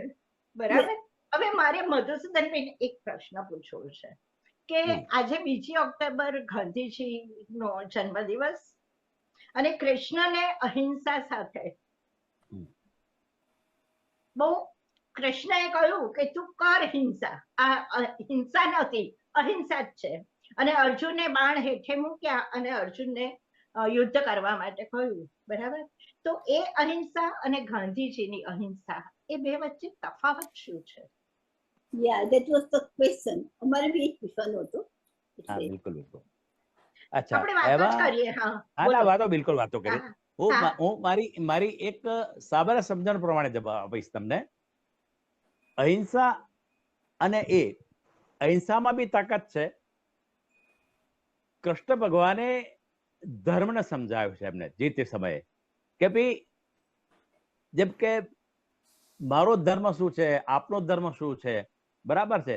એ ધર્મને સમજવા માટે કૃષ્ણની જિંદગી ઉપર આપણે નજર રાખવી પડે. કૃષ્ણએ હંમેશા શાંતિ ઈચ્છી છે, મહાત્મા ગાંધીજીની જેમ. એમને બી નથી, એમને નહીં યુદ્ધ અટકાવવા માટે બહુ કોશિશ કરી છે એમને, બરાબર. પણ જ્યારે પેલો વ્યક્તિ જે સામે એટલો બધો અધર્મ વધી ગયો અને લોકો ઉપર જેને એ થયું ત્યારે એમને જન્મ લીધો નથી, કે જ્યારે દુનિયા પર આવી વસ્તુનો હકીકત ત્યારે મારે જન્મ લેવો પડ્યો. અને એના માટે મારે આ રીતનું મારે પગલું ભરવું પડ્યું કે અર્જુનને કહેવું પડ્યું કે તું આ લોકોને તું મારી નાખ, બરાબર. અને એવા તું તો કોઈ નિમિત્ત માત્ર છે, જે છે મારી ઈચ્છાથી થયું છે, કારણ કે એમનો જન્મ જ અધર્મનો નાશ કરવા થયો. બીજી બધું એ ગાંધીજીની થઈ અહિંસાની વસ્તુ, બરાબર. એ અહિંસાની વસ્તુ એવી છે કે એ જે માનવતાવાદી, જેમ કે યોદ્ધાનો ધર્મ યુદ્ધ છે, પણ એક સારા માણસનો ધર્મ એક સારા માનવ બનવા માટેનો છે, રાઈટ. રાધાકૃષ્ણ આપણા જે ભૂતપૂર્વ રાષ્ટ્રપતિ એમણે સરસ કીધું હતું કે માણસ આ પૃથ્વી ઉપર જન્મ થયો એનો, તો એ માછલીની જેમ પાણીમાં તરતા શીખ્યો, પક્ષીની જેમ હવામાં ઉડતા શીખ્યો, પણ આજે પણ માણસની જેમ જમીન પર ચાલતા નથી આવડતું, બરાબર. તો એ એવા માણસો માટે કે જેને સિટીઝન, તમે જુઓ કે બે સિસ્ટમ છે, એક યુદ્ધ સિસ્ટમ છે, બીજી સિટીઝન સિસ્ટમ છે, જે સિવિલિયન રહે છે બધા આપણા બધા. તો સિવિલિયનોમાં અહિંસા, જેમ કે ગમે ત્યારે ગમે ત્યાં પર અગ્રેસિવ થઈ જવું, જેમ રોડ રેજ થાય છે, આ માટેની અહિંસાને એમની વાત હતી. પણ ગાંધીજી સપોઝ વડાપ્રધાન બન્યા હોત તો એમના સૈન્યના આ રીતનું ના કહત કે તારે કોઈને મારવાના નથી. સૈન્યને તો મારવું છે, સૈન્યના એના ધર્મમાં આવે છે. ભારતના આજે ઘણા લશ્કરના માણસો છે, કોઈ બીજા તમારો હુમલો કરે ત્યારે આપણે એમને અહિંસા ના શીખવી શકીએ, એમને કહે કે તમારા સામે હુમલો કરવો જ પડશે. ભગવાન કૃષ્ણએ યુદ્ધમાં પણ બીજી બાજુ એ સામાજિક રીતે સિવિલિયન માટે તો પ્રેમાળ જ રહ્યા છે. તેમને અહિંસાની જ વાત કરી છે સિવિલિયન માટે કે તમારે સંપીન રહો. પણ જયારે સંપીન ન રહ્યા અને યુદ્ધની પરિસ્થિતિ નિર્માણ થયું ત્યારે યોદ્ધાનો શું ધર્મ છે એ એમને સમજાવ્યું છે, બરાબર. એટલે બંને જગ્યાએ મહત્વ આ છે. તમે જો જૈન ધર્મમાં તો વળી એનાથી બી જુદી વાત કરી છે. એમને જૈન ધર્મમાં એવું કહે છે કે અહિંસા નહીં કરવી જોઈએ, બરાબર. તો એની સામે અહિંસા એટલે કોઈને તમે મારવો ને એવું નહીં. આપણે કઈ કે મારે આને મારવો નથી, એ અહિંસા નથી. પણ એને મારો તો નહીં, પણ એને પ્રેમ આપો ઉપરથી, ધેટ ઇઝ અહિંસા. આ રીતની વાત થયેલી છે એમાં. તો દરેક ધર્મમાં અહિંસાની જે સિસ્ટમ છે એમાં, પણ એમાં જે ધર્મની વાત આવે છે, એમ કે મારો ધર્મ છે, હું અત્યારે તીર કામતા કે તલવાર ન ઉપાડી શકું, મારો ધર્મ છે. જેમ કે હું અત્યારે બ્રહ્મપટ બારોટ છું, તો અમારો ધર્મ છે કે મોટિવેશન આપવું, લોકો જીવનમાં પરિવર્તન આવે એ માટે આપણે, એ મારો ધર્મ છે, બરાબર. બ્રાહ્મણો છે તો એમને જે કર્મકાંડનો એમનો ધર્મ છે, એમ યોદ્ધનો ધર્મ છે. તો એને અર્જુનને એ ધર્મ નિભાવવાનું કીધું છે, આપણને આપણો ધર્મ નિભાવવાનું કહે છે. અને સિવિલિયન માટેનો ધર્મ છે. ગાંધીજી આ જ વાત હતી. એક વસ્તુ મને તમે કહ્યું ને હમણાં જૈન ધર્મનું, તો મને હમણાં મેં પ્રસંગ વાંચ્યો હતો, એ હું જરાક શેર કરું. કે છે ને 4 જૈન સાધ્વીઓ, મેં હમણાં જ એક મારી ફ્રેન્ડને ગઈકાલે જ વાત કરી, 4 જૈન સાધ્વીઓ એક ગામથી બીજે ગામ, હમણાં જ ગયા મહિનાની જ વાત છે, જતી 4 છોકરીઓ સાધ્વી. એટલે એ લોકો તો પાછા પગમાં ચંપલ ના પહેરે. એ લોકો જતા હતા ને તો ચાલતા ચાલતા એક ગામથી બીજે ગામ જતા સાંજ પડી ગઈ, અંધારું થવાઈ ગયું, સંધ્યાકાળ થઈ ગયો હતો, અને હજી ગામ છેટું હતું અને જરા એકાંત જેવી જગ્યા આવતી હતી. તો પાછળથી એક છોકરો આવ્યો સાયકલ ઉપર. એટલે આ લોકોએ જોયું આવે છે, પછી એને સાયકલ ધીમી ચલાવી, પછી એ આગળ ગયો અને એને આ 4 જણાનું જોતા પણ પાછો આવ્યો. એ પાછો ગયો એટલે એક જે છોકરી નાની હતી ને 22 વર્ષની, એટલે એને છે ને ખબર પડી ગઈ તો ખોટું થવાનું છે. એટલે એને બધા દેખાડા લઈ અને પોતે એના પેલું જે હોય ને થેલો જે પકડતા હોય એમાં એને મૂકી દીધા દેખાડા. પોતે પેલી બધી સાધ્વીઓ તો બધી આમ અહિંસા માનવા વાળી, પણ પછી પેલો આવ્યો, પાછળ આવ્યો અને 4 જણા હતા ને એના તે સાયકલ રાખીને પહેલા એટેક કર્યો. આ છોકરી યંગ છોકરી હતી ને જે થોડી દેખાવડી નહીં, તો પેલી પથરા એનું માથું ભાંગી નાખ્યું. ના, વાત સાચી છે. એને અને હવે આપણે કોઈ પેલા લોકો કે આપણે અહિંસા ના, આ જેને કરીને જે હિંસા કરી એ જરૂરી હતી. બિલકુલ. અને કૃષ્ણ ભગવાને જે આપણને અને આપણે જો જાણો ને તો બધા ઘણી વખત વસુધાબેન અહીંયા બેઠા છે, વસુધાબેન નું ઉછેર ગાંધીજીના ફિલોસોફી જે હતી એમાં થયો છે.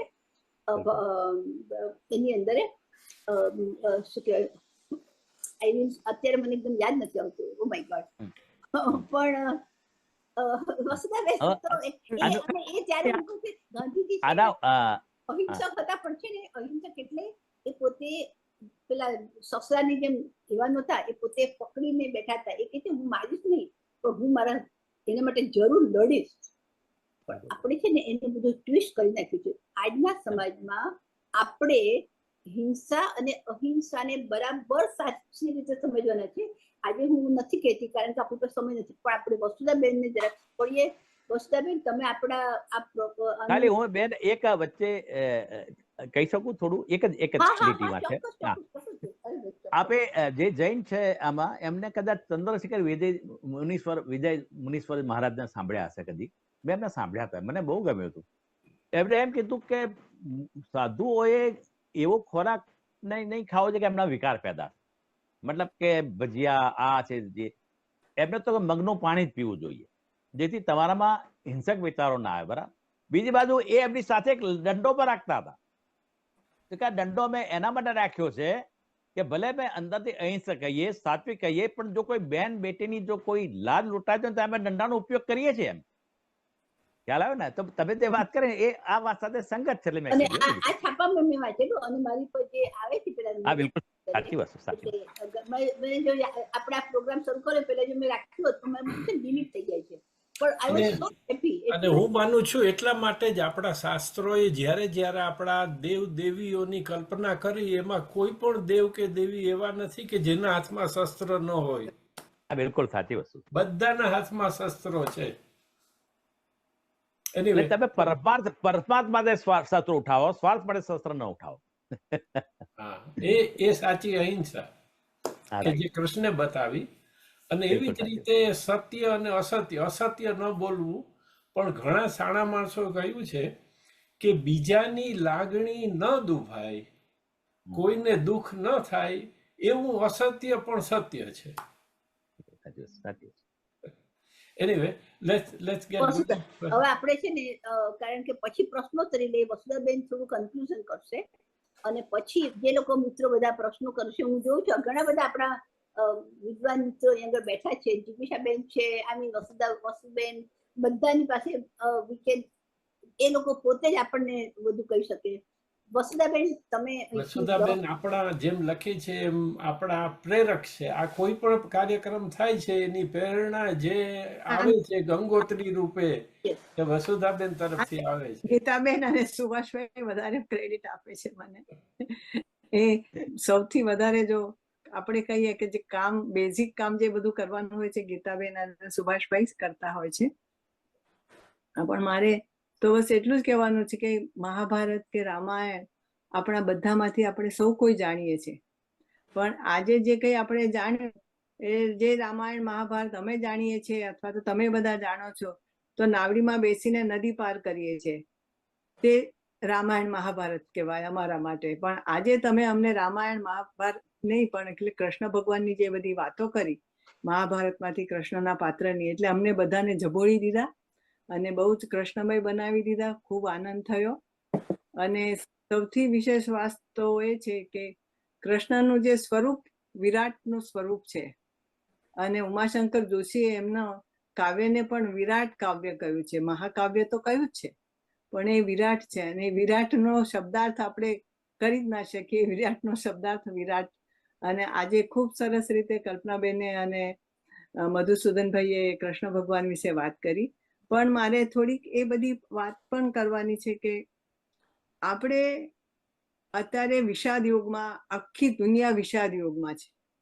વિષાદ યુગમાંથી એટલે કે આજે યુદ્ધો થયા છે, યુદ્ધોના જે પરિણામો થશે અને જે થઈ રહ્યા છે તેમાંથી આપણે વિશ્વ શાંતિ તરફ કેવી રીતે જઈશું ગીતાના માર્ગે, એ મારો સવાલ છે કે વિષાદમાંથી વિશ્વ શાંતિનો રસ્તો. અને આપણે જે આજે ગીતા કે કૃષ્ણ ભગવાનના જે બધા દાખલા તમે શરૂઆતથી અત્યાર સુધી આપ્યા, એ નવી પેઢીને એમની ભાષામાં કેવી રીતે સમજાવી શકાય કે આ ગીતા છે અને કૃષ્ણ ભગવાને આ કર્યું છે.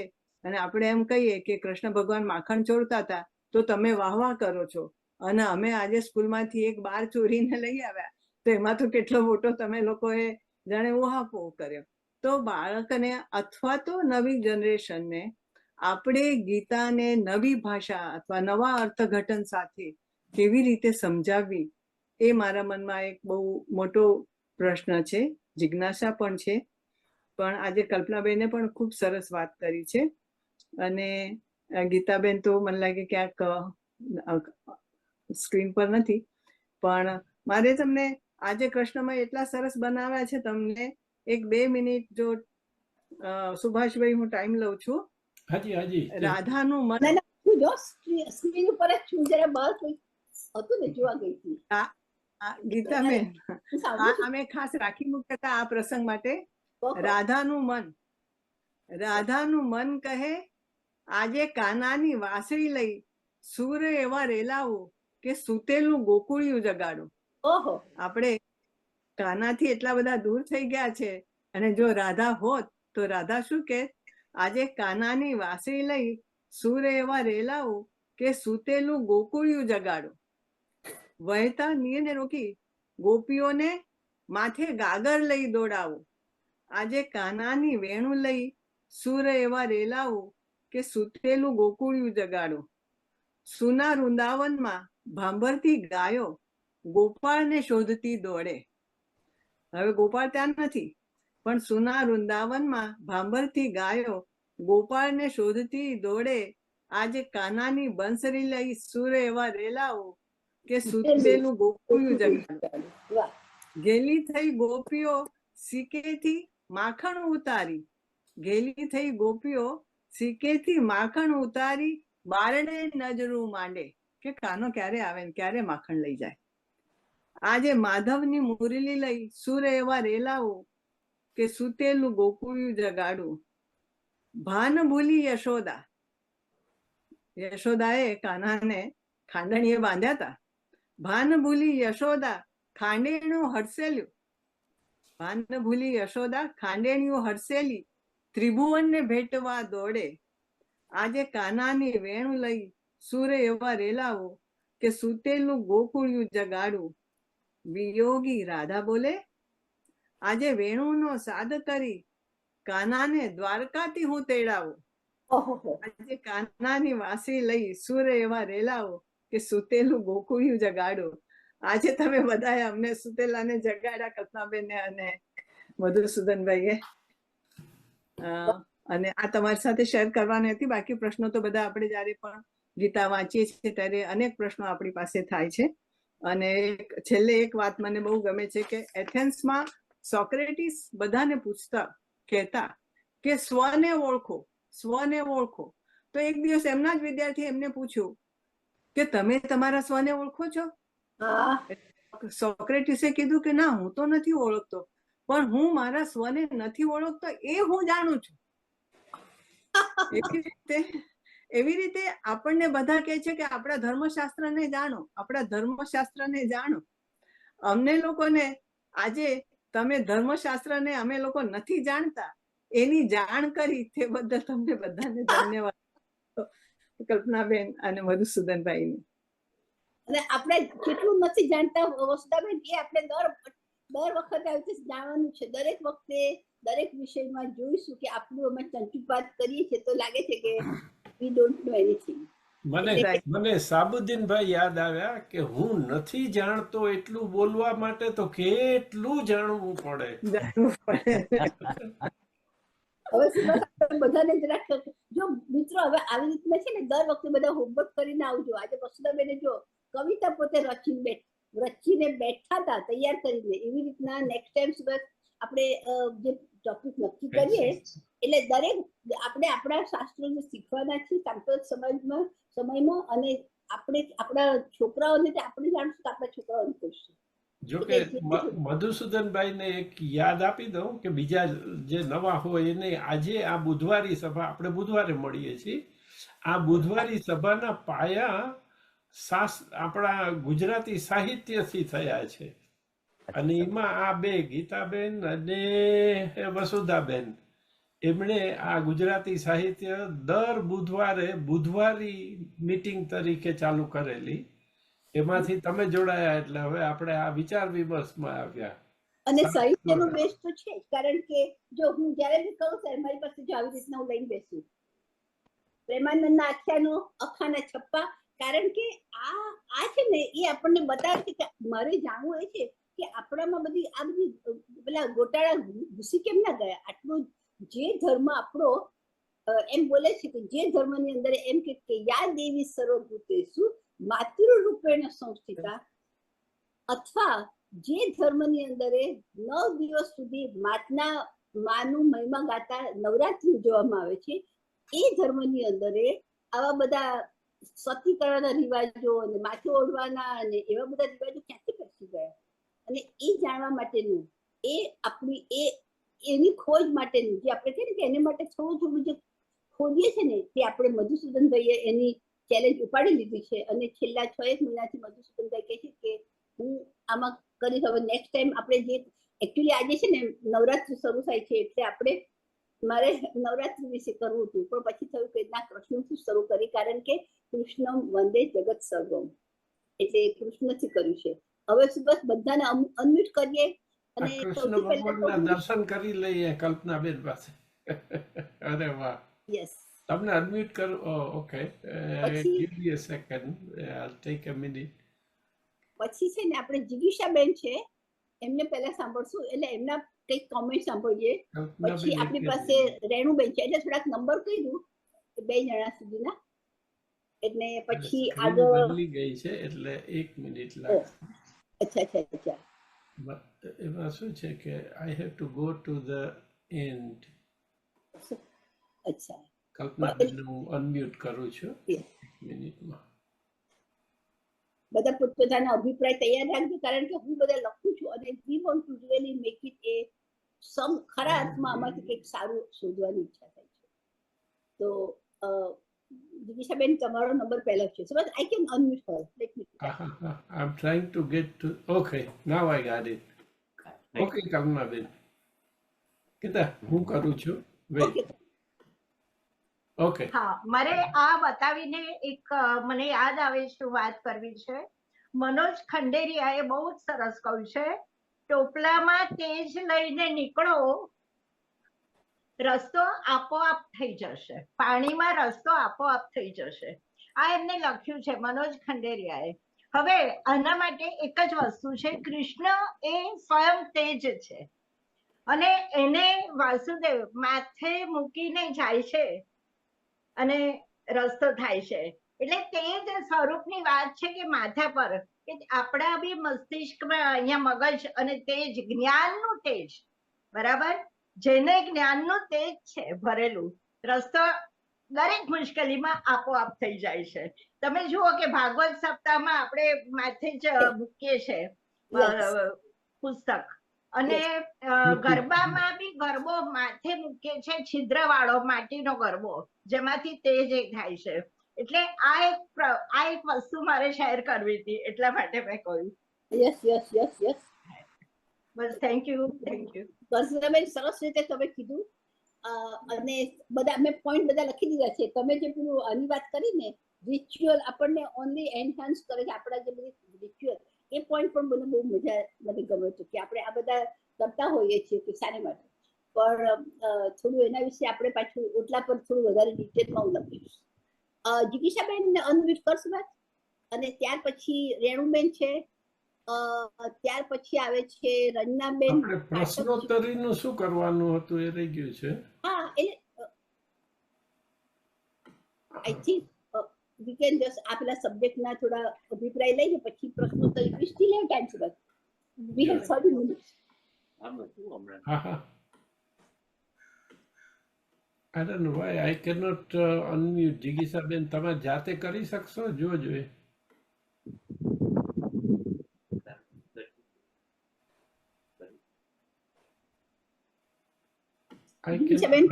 જિગીશાબેન ને અનમ્યુટ નથી થતા, એટલે એમણે લોક કર્યું હોય કે I think મેં કરી નાખ્યા એમને. I think she's ના, નથી થયા. Okay, you try. I tried. કંઈક આ મને હોસ્ટ બનાવી છે તો બી નથી થઈ શકતું. એમનું છે ને કનેક્શન એવું છે કે જેમાં એક વખત થયા હતા, પછી પાછા જતા રહ્યા. ફરી ટ્રાય કરો જિગીશાબેન. જિગીશાબેનને પોતે અનમ્યુટ કરવું પડે. તમારાથી ન થતું? એ બિચારા બોલી ના શકે ને, બોલતા હોય તો આપણને સંભળાય નહીં. હા, ફોન થી જોઈન્ટ થાવ તો પછી ફોન કરો. ટેકનિકલ ખામી તમને નડી ગઈ. પણ આ નવું સાંભળ્યું કોઈ દિવસ નથી Let's થયું. go next, yes. નેક્સ્ટ કોને પોતાને કોમેન્ટ કર્યું છે? રેણુબેન, તમે તૈયાર છો? રેણુબેન, I don't know what happened. I can't even make her. Yeah. Pravinaben આપો. જે અનમ્યુટ થઈ શકે બધાને બસ અનમ્યુટ કરજો, પોતાની જાતે થઈ શકે એને. ઘોંઘાટ થશે નહીં. ના, રંજનાબેન પાછળ, રંજના ભાભી શિકાગોથી છે. Do you want to make some comment? જય શ્રી કૃષ્ણ. હું જો કે હું ગીતાબેનની ભાભી છું. જીજાજી જય શ્રી કૃષ્ણ તમને પણ જય શ્રી અને કૃષ્ણ. બધાને. ખાસ તો અમે લોકો બહાર ગયા હતા એટલે હમણાં આવીને તરત જ યાદ આવ્યું કે આજે તો છે એટલે ચાલુ કર્યું છે. પણ તે વખતે ખાલી થોડુંક સાંભળ્યું અહિંસા પરમો ધર્મનું. અને બીજું તો મારે નહીં કેવું કંઈ, પણ વસુધાબેનની પોએમ બહુ સરસ હતી. અને વસુધાબેને વાત કરી કે આપણે એક વસ્તુ કહીએ છીએ કે નવનીત ચોર, એટલે નવનીત એટલે માખણ, અને નવનીતનો બીજો અર્થ થાય છે કે સાર. એટલે કૃષ્ણ ભગવાન જે છે એ ગોપીઓના ઘરમાં જતા હતા અને દરેકના ઘરમાં કંઈક વસ્તુ તો સારી હોય જ. એટલે કોઈક સારો વિચાર હતો. જે લોકો પાસે સારા વિચારો નહોતા, આ મેં હમણાં વાંચ્યું છે એટલે હું કહું છું, તો એ સારા વિચારો છે ધેટ ઇઝ નવનીત. અને એ ચોરીને એટલે કે એ લઈને એ બીજા ગોવાળિયાઓને આપતા હતા કે જેને આ નહોતું મળતું, જે લોકો પછાત હતા. So that is one thing I wanted to share કે નવનીતનો એક અર્થ થાય છે સાર, અને એ જે ગોપીઓના ઘરમાં જે સારું હતું એ સારું ઉપાડી અને જેની પાસે નહોતું એને આપતા હતા. That is one thing. અને બીજી વસ્તુ જે મેં હમણાં વાંચી તે ગોવર્ધન. તો ગોવર્ધન જે પર્વત ઊંચક્યો એનો અર્થ ગો એટલે ઇન્દ્રિયો એક અર્થ છે, અને બીજો અર્થ છે ગો એટલે ઉપનિષદ.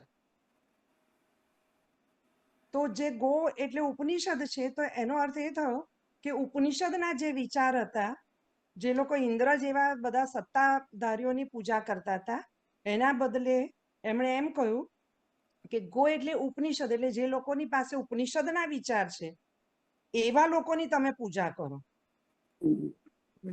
જય યોગેશ્વર. એને ઉપાડો. જય યોગેશ્વર. આપણા પાંડુરંગ દાદાએ સારી રીતે સમજાવ્યું છે. યસ, એ સારી રીતે સમજાવ્યું છે. મેં હમણાં વાંચ્યું હતું એટલે મને અત્યારે યાદ આવ્યું કે વસુધાબેને જે કીધી કે આપણે કેવી રીતે સમજાવીએ છોકરાઓને કે કૃષ્ણ ચોર હતા. તો કૃષ્ણ ચોર હતા પણ કઈ વસ્તુ ચોરતા હતા?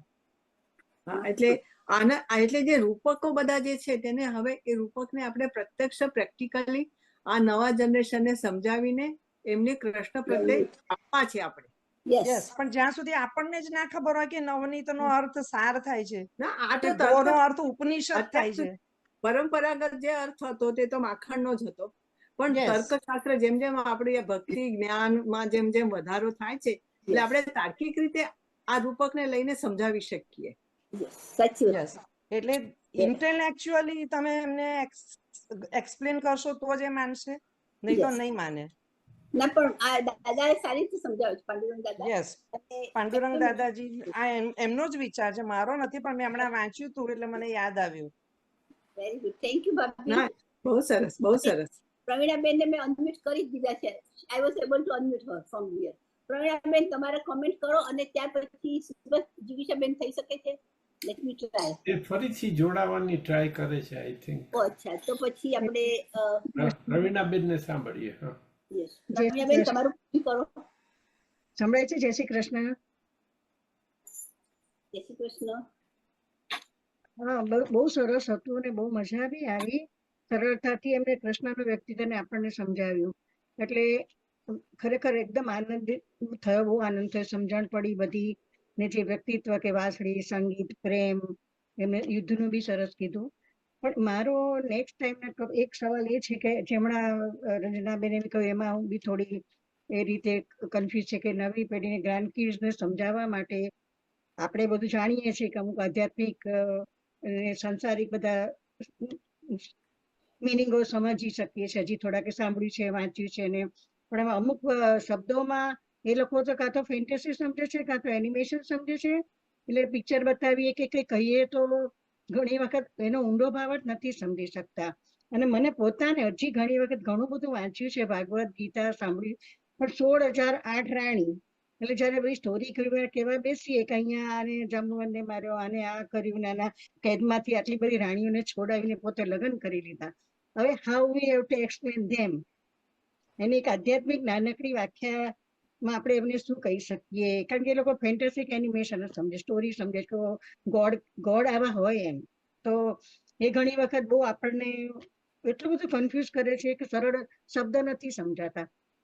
એટલે એક મને મધુસૂદનભાઈ સરસ રીતે સમજાવી શકશે એ વાત. હા, એટલે જ મેં આ રજૂ કર્યું કે મારો ગ્રાન્ડસન છે 22 વર્ષનો, ગીતામાં 99% પાસ થયો, પણ જયારે એને મારી ગ્રાન્ડ ડોટરનું બધા બાળકૃષ્ણ લીલાની સ્ટોરી કહું કે એનિમેશન બતાડું, મૂવી બતાડું, મૂવીની જેમ એન્જોય કરે, પછી આજે આ ક્વેશ્ચન કરતું પોતે નથી સમજાવી શકતા. એમાં આ ખાસ 16,008 નું તો આઈ એમ ઓલ્સો કન્ફ્યુઝ.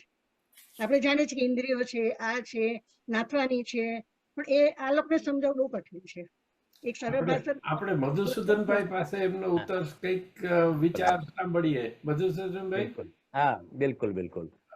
અચ્છા, એમને જે સરસ વાત કરી, અત્યારની જનરેશનને આ સમજાવવું ને બહુ અઘરું છે. હવે હું આ વાત કરું એ બીજી તમને એક વાત કહીશ કે આ સમજાવવું કેમ અઘરું છે, એના કેટલાક પર્ટિક્યુલર રીઝન્સ છે. આપણે ગર્ભ સંસ્કારની વાત સાંભળી હશે. જ્યારે બાળક ગર્ભમાં હોય ત્યારે જે માતાઓ રામાયણ મહાભારત એનું વાંચન કરે છે ત્યારે બાળકો પર ઓટોમેટિકલી એ અંદરથી સંસ્કાર પેદા થાય છે, અને એ સંસ્કાર પેદા થાય છે પછી એ લોકો જયારે પૃથ્વી પર આવે છે ત્યારે આ બાબત એમને સમજાવી બિલકુલ સરળ બને છે.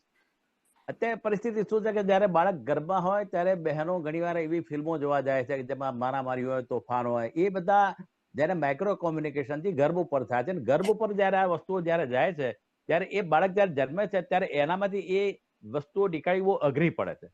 તો પહેલી વસ્તુ એ કે અત્યારથી ગમે ત્યાં વ્યક્તિ રહેતું હોય દુનિયાના ગમે તે છેડે, પણ જે બહેનો ગર્ભવતી હોય એમને એ દરમિયાન 9 મહિના તો માત્ર આ સંસ્કારી પુસ્તકોનું જ વાંચન કરવું જોઈએ. એક પહેલી વસ્તુ છે. બીજી વસ્તુ છે કે જ્યાં બાળકો આ બધી વસ્તુઓ માનતા નથી તો એનામાં એવું છે કે ડાયાબિટીસ એક વખત થાય તો એ બઢતો નથી, પણ એને કંટ્રોલ કરી શકાય.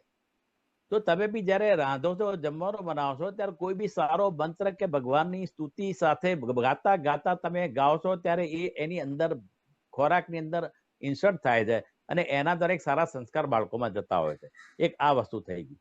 હવે રહી એમને સમજાની વસ્તુ, તો કેટલીક વસ્તુ એવી છે કે જે તમે એક્ઝામ્પલ, નોર્મલ એક્ઝામ્પલથી તમે એમને સમજાવી શકો. બરાબર છે? જેમ કે હું તમને એમ કહું કે કોઈ પણ વસ્તુને તમે સહજ રીતે સ્વીકારો. બહેનોને હું એક વસ્તુ પ્રશ્ન કરું કે ભાઈ તમે તમારા ઘરની અંદર તમારા હસબન્ડ સાથે, તમારા બાળકો સાથે, તમારા સાસુ સસરા સાથે એડજસ્ટમેન્ટ કરો તો એ લોકો નહીં કરે. બરાબર છે? તો પણ હું એમને એક બટાકાનું એક્ઝામ્પલ આવું સિમ્પલ કે બટાકું છે, એ બટાકાને તમે ભજીયા બનાવો ત્યારે ગોળ કાપો છો, બીજા શાકભાજી સાથે એને મિક્સ કરો ત્યારે ત્રિકોણ કાપો છો, તમે કારેલા સાથે સબ્જી બનાવો તો ચીરીઓ પાડો છો, તમે જે ફ્રેન્ચ ચીપ બનાવો છો ત્યારે એને લંબચોરસ કાપો છો. તો એક બટાકું છે એ બીજા સાથે એડજસ્ટ થવા માટે પોતાના આકારમાં પરિવર્તન લાવે છે. જ્યારે આપણે સામેવાળાનો આકાર બદલી કાઢીએ છીએ તો આપણે એ લોકોને જે બટાકું અલગ અલગ મિક્સ આકાર બદલે છે એમ આપણે પણ આપણો આકાર, તો એ બટાકાની સિસ્ટમ લોકોના મગજમાં ફિટ થઈ જાય છે. પણ કઈ રીતે એડજસ્ટ થવું જયારે સમજાવું તો લોકોને ફિટ નથી થતું. ભગવાન કૃષ્ણએ જે કર્યું અને એમના ભક્તોને જે મળ્યું, તમે દાખલા આપી શકો કે તમારે જિંદગીની અંદર કંઈક સારું બનવું છે, આગળ બનવું છે, તમે મોટાભાગના લોકો વિદ્યાર્થીઓ છે ગ્લેમરમાં પડ્યા છે, બરાબર? ગ્લેમરમાં પડ્યા છે અને એના લીધે એ લોકોમાં કેટલીક નેગેટિવિટી આવી ગઈ છે. એ ગ્લેમર થઈ બહાર નીકળવા પડે તો તમે વધુ ને વધુ જે ગાંધીજી છે એ બધા દાખલા આપે કે ગાંધીજી બી નાના ત્યારે ગીતા વાંચતા હતા અને એના લીધે એમની આખું વ્યક્તિત્વ બદલાઈ ગયું અને આ લેવલે પહોંચી શકાય, બરાબર? તો તમારી બી તમારી અંદરની ઇનહરન્ટ જે શક્તિઓ છે, લેટેન્ટ પોટેન્શિયાલિટી છે, એને બહાર લાવી હશે ને તો આધ્યાત્મિકતા જે એવા નરેન્દ્ર મોદી યોગથી આટલા લેવલે પહોંચ્યા. નરેન્દ્ર મોદી પોતે એમની એક મેં વસુધાન બેન કે કલ્પનાબેન જે વાત કરી એ તમને કહું કે નરેન્દ્ર મોદી એક વિડીયો હતો એમાં એમને કહ્યું છે કે હું જ્યારે યોગ શીખવા ગયો ત્યારે એ લોકો એક ફોટોગ્રાફ પાડે છે તમારો, એ ફોટોગ્રાફમાં તમારી આજુબાજુ જે ઉર્જાનું ક્ષેત્ર છે ને એ જુઓ છે. તો મેં પહેલા ફોટો પડાયો તો હમણાં ઉર્જાનું ક્ષેત્ર સામાન્ય ગોળ હતું, પણ જ્યારે હું યોગની સ્થિતિમાંથી બહાર આવ્યો, મતલબ કે લાંબો સમય યોગ કર્યો પછી મારો ફોટો પડાય તો એ ઉર્જાનું ક્ષેત્ર મારાથી 20 ફૂટ લાંબુ થઈ ગયું, મોટું કુંડાળું થઈ ગયું મારી આજુબાજુ. મતલબ એ શક્તિ બાળકોની એક જિજ્ઞાસા છે કે મારે આ લેવલ પહોંચવું છે, આ લેવલ તો એ પૂરી કરતો તને કે આ આધ્યાત્મિકતા તને આગળ લઈ જશે, બાકી બીજું કંઈ નહીં લઈ શકે. એમ તમે કહી શકો તો કોઈ ફિલ્મ હીરો તમને કહું શીખવી નહીં શકે, પણ તમને આધ્યાત્મિકતા ઘણું બધું શીખવી શકે. અને આના લીધે તમે જો કે છેલ્લા 150 વર્ષમાં આપણે ઝાંસીની રાણી એક આપી છે, જ્યારે વિશ્વ સુધી આપણે ઘણી બધી આપી દીધી. મેં આપણે પહેલા કીધું હતું એમ. તો બાળકોમાં આ એક ડેફિનેશન બદલવી જરૂર છે, અને એના માટે જરૂર છે કે તમે બધા સાથે બેસો ઘરમાં, સાથે સત્સંગ કરો. આ નાનીની કથાઓ આપણે મોટા ભાગે બાળકો સાથે બેસી શકતા નથી, વડીલો સાથે બાળકો બેસતા નથી, અને એના લીધે વડીલો પાસેથી જે મારા દાદા દાદીઓ જે તમને જ્ઞાન આપી શકે ને બીજું કોઈ ના આપી શકે. એ દાદા દાદીઓ એમના આવા પ્રસંગો કહે, અને ધીરે ધીરે એમના મગજ એક દિવસમાં નહીં થાય, પણ ગ્રેજ્યુએટ વસ્તુ કન્ટિન્યુઅસ થશે. બહુ સરસ તમે કીધું. આપણે એક મિનિટ, કલ્પનાબેન નો કંઈક આપણે કલ્પનાબેન તમારો સહેજ આના વિષયમાં કંઈક કહો, અને ત્યાર પછી મેં રેણુબેન તમને અનમ્યુટ રાખ્યા છે. હા, અને પછી વસુબેન આપણા. હા, એવું મેં વાંચેલું છે મારા ધ્યાન પ્રમાણે કે 16,008 રાણીઓ, એક રાક્ષસે બધાને એને કારાગૃહમાં કેદ કરેલી, અને એને છોડાવવા માટે કૃષ્ણ એની સામે યુદ્ધ કરે છે. હવે છોડાવે તો એ બધી રાણીઓનું શું, તો પછી એને પરણવું પડે એવું હતું, એટલે કૃષ્ણએ પરણ્યા. પણ જેમ તમે જુઓ કે લાલ કીડીના દર પર તમે ઉભા રહો ને કીડીઓ ચટકે ને કુદાકુદ કરો, તો એ તમે કીડીઓની હિંસા કરી નથી કહેવાતી, બરાબર? એવી જ રીતે આમાં પણ તમે કૃષ્ણ સંન્યાસી જ હતા, કૃષ્ણ પરણ્યા નતા, પણ આ કારણસર એમને પરણવું પડ્યું, માટે આ વસ્તુ બની છે. રક્ષણ આપે એમણે એ બધી રાણીઓ, એટલે આશય એનો એ નતો પરણવાનો કે રાણી બનાવવાનો નતો, માટે બરાબર આવું છે. યસ. અને આપણે આના ઉપર એક સરસ અમે છે ને મધુસૂદનભાઈ, આના પર અમે એક ડ્રામા પણ કરેલું કૃષ્ણ આ કોવિડ વખતે. એનીવેઝ આપણે આગળ જઈએ છીએ. મારે રેણુબેન વખાડિયા સાન ફ્રાન્સિસ્કોથી જોડાયા છે, અમારા એ પણ પરમ મિત્ર છે, આપણે એમને સાંભળશું અને ત્યાર પછી સાંભળતા આવ્યા છે. એટલે આપણે કૃષ્ણમય પુષ્ટિમાં આપણે સંભળાય છે. તમારે મતલબ એકો આવે છે, તમારો આવે છે. વખત હું બાળકોને વાત કરતી હોઉં તો શંકર ભગવાન જયારે ક્રોધિત થઈને ગણેશનું ગરદન કાપે છે, તો એ બાળકોને કઈ રીતે સમજાવવી, ઘણી વસ્તુમાં એવું થાય છે કે બાળકોને કઈ રીતે સમજાવવું. આપણી એટલે મીન્સ આપણે પોતે જ નથી ઘણી વખત સમજાતું કે આ કઈ રીતે વ્યક્ત કરવું, કે કઈ રીતે આપણી ઘણી બધી પુરાણોની વાતો છે એ ખરેખર આધ્યાત્મિક ની રીતે બરાબર છે, પણ બાળકોને જયારે સમજાવવું હોય ત્યારે ઇટ ઇઝ રિયલી હાર્ડ. અને આપણે લોકોએ રેણુબેન શું કર્યું છે કે આટલા વર્ષો સુધી છે ને આપણામાં એવું માનવું હતું કે ધર્મ ને એ બધું તો ગરડાઓને જ આપવાનું કામ છે, ગરડાઓએ સમજવાનું છે.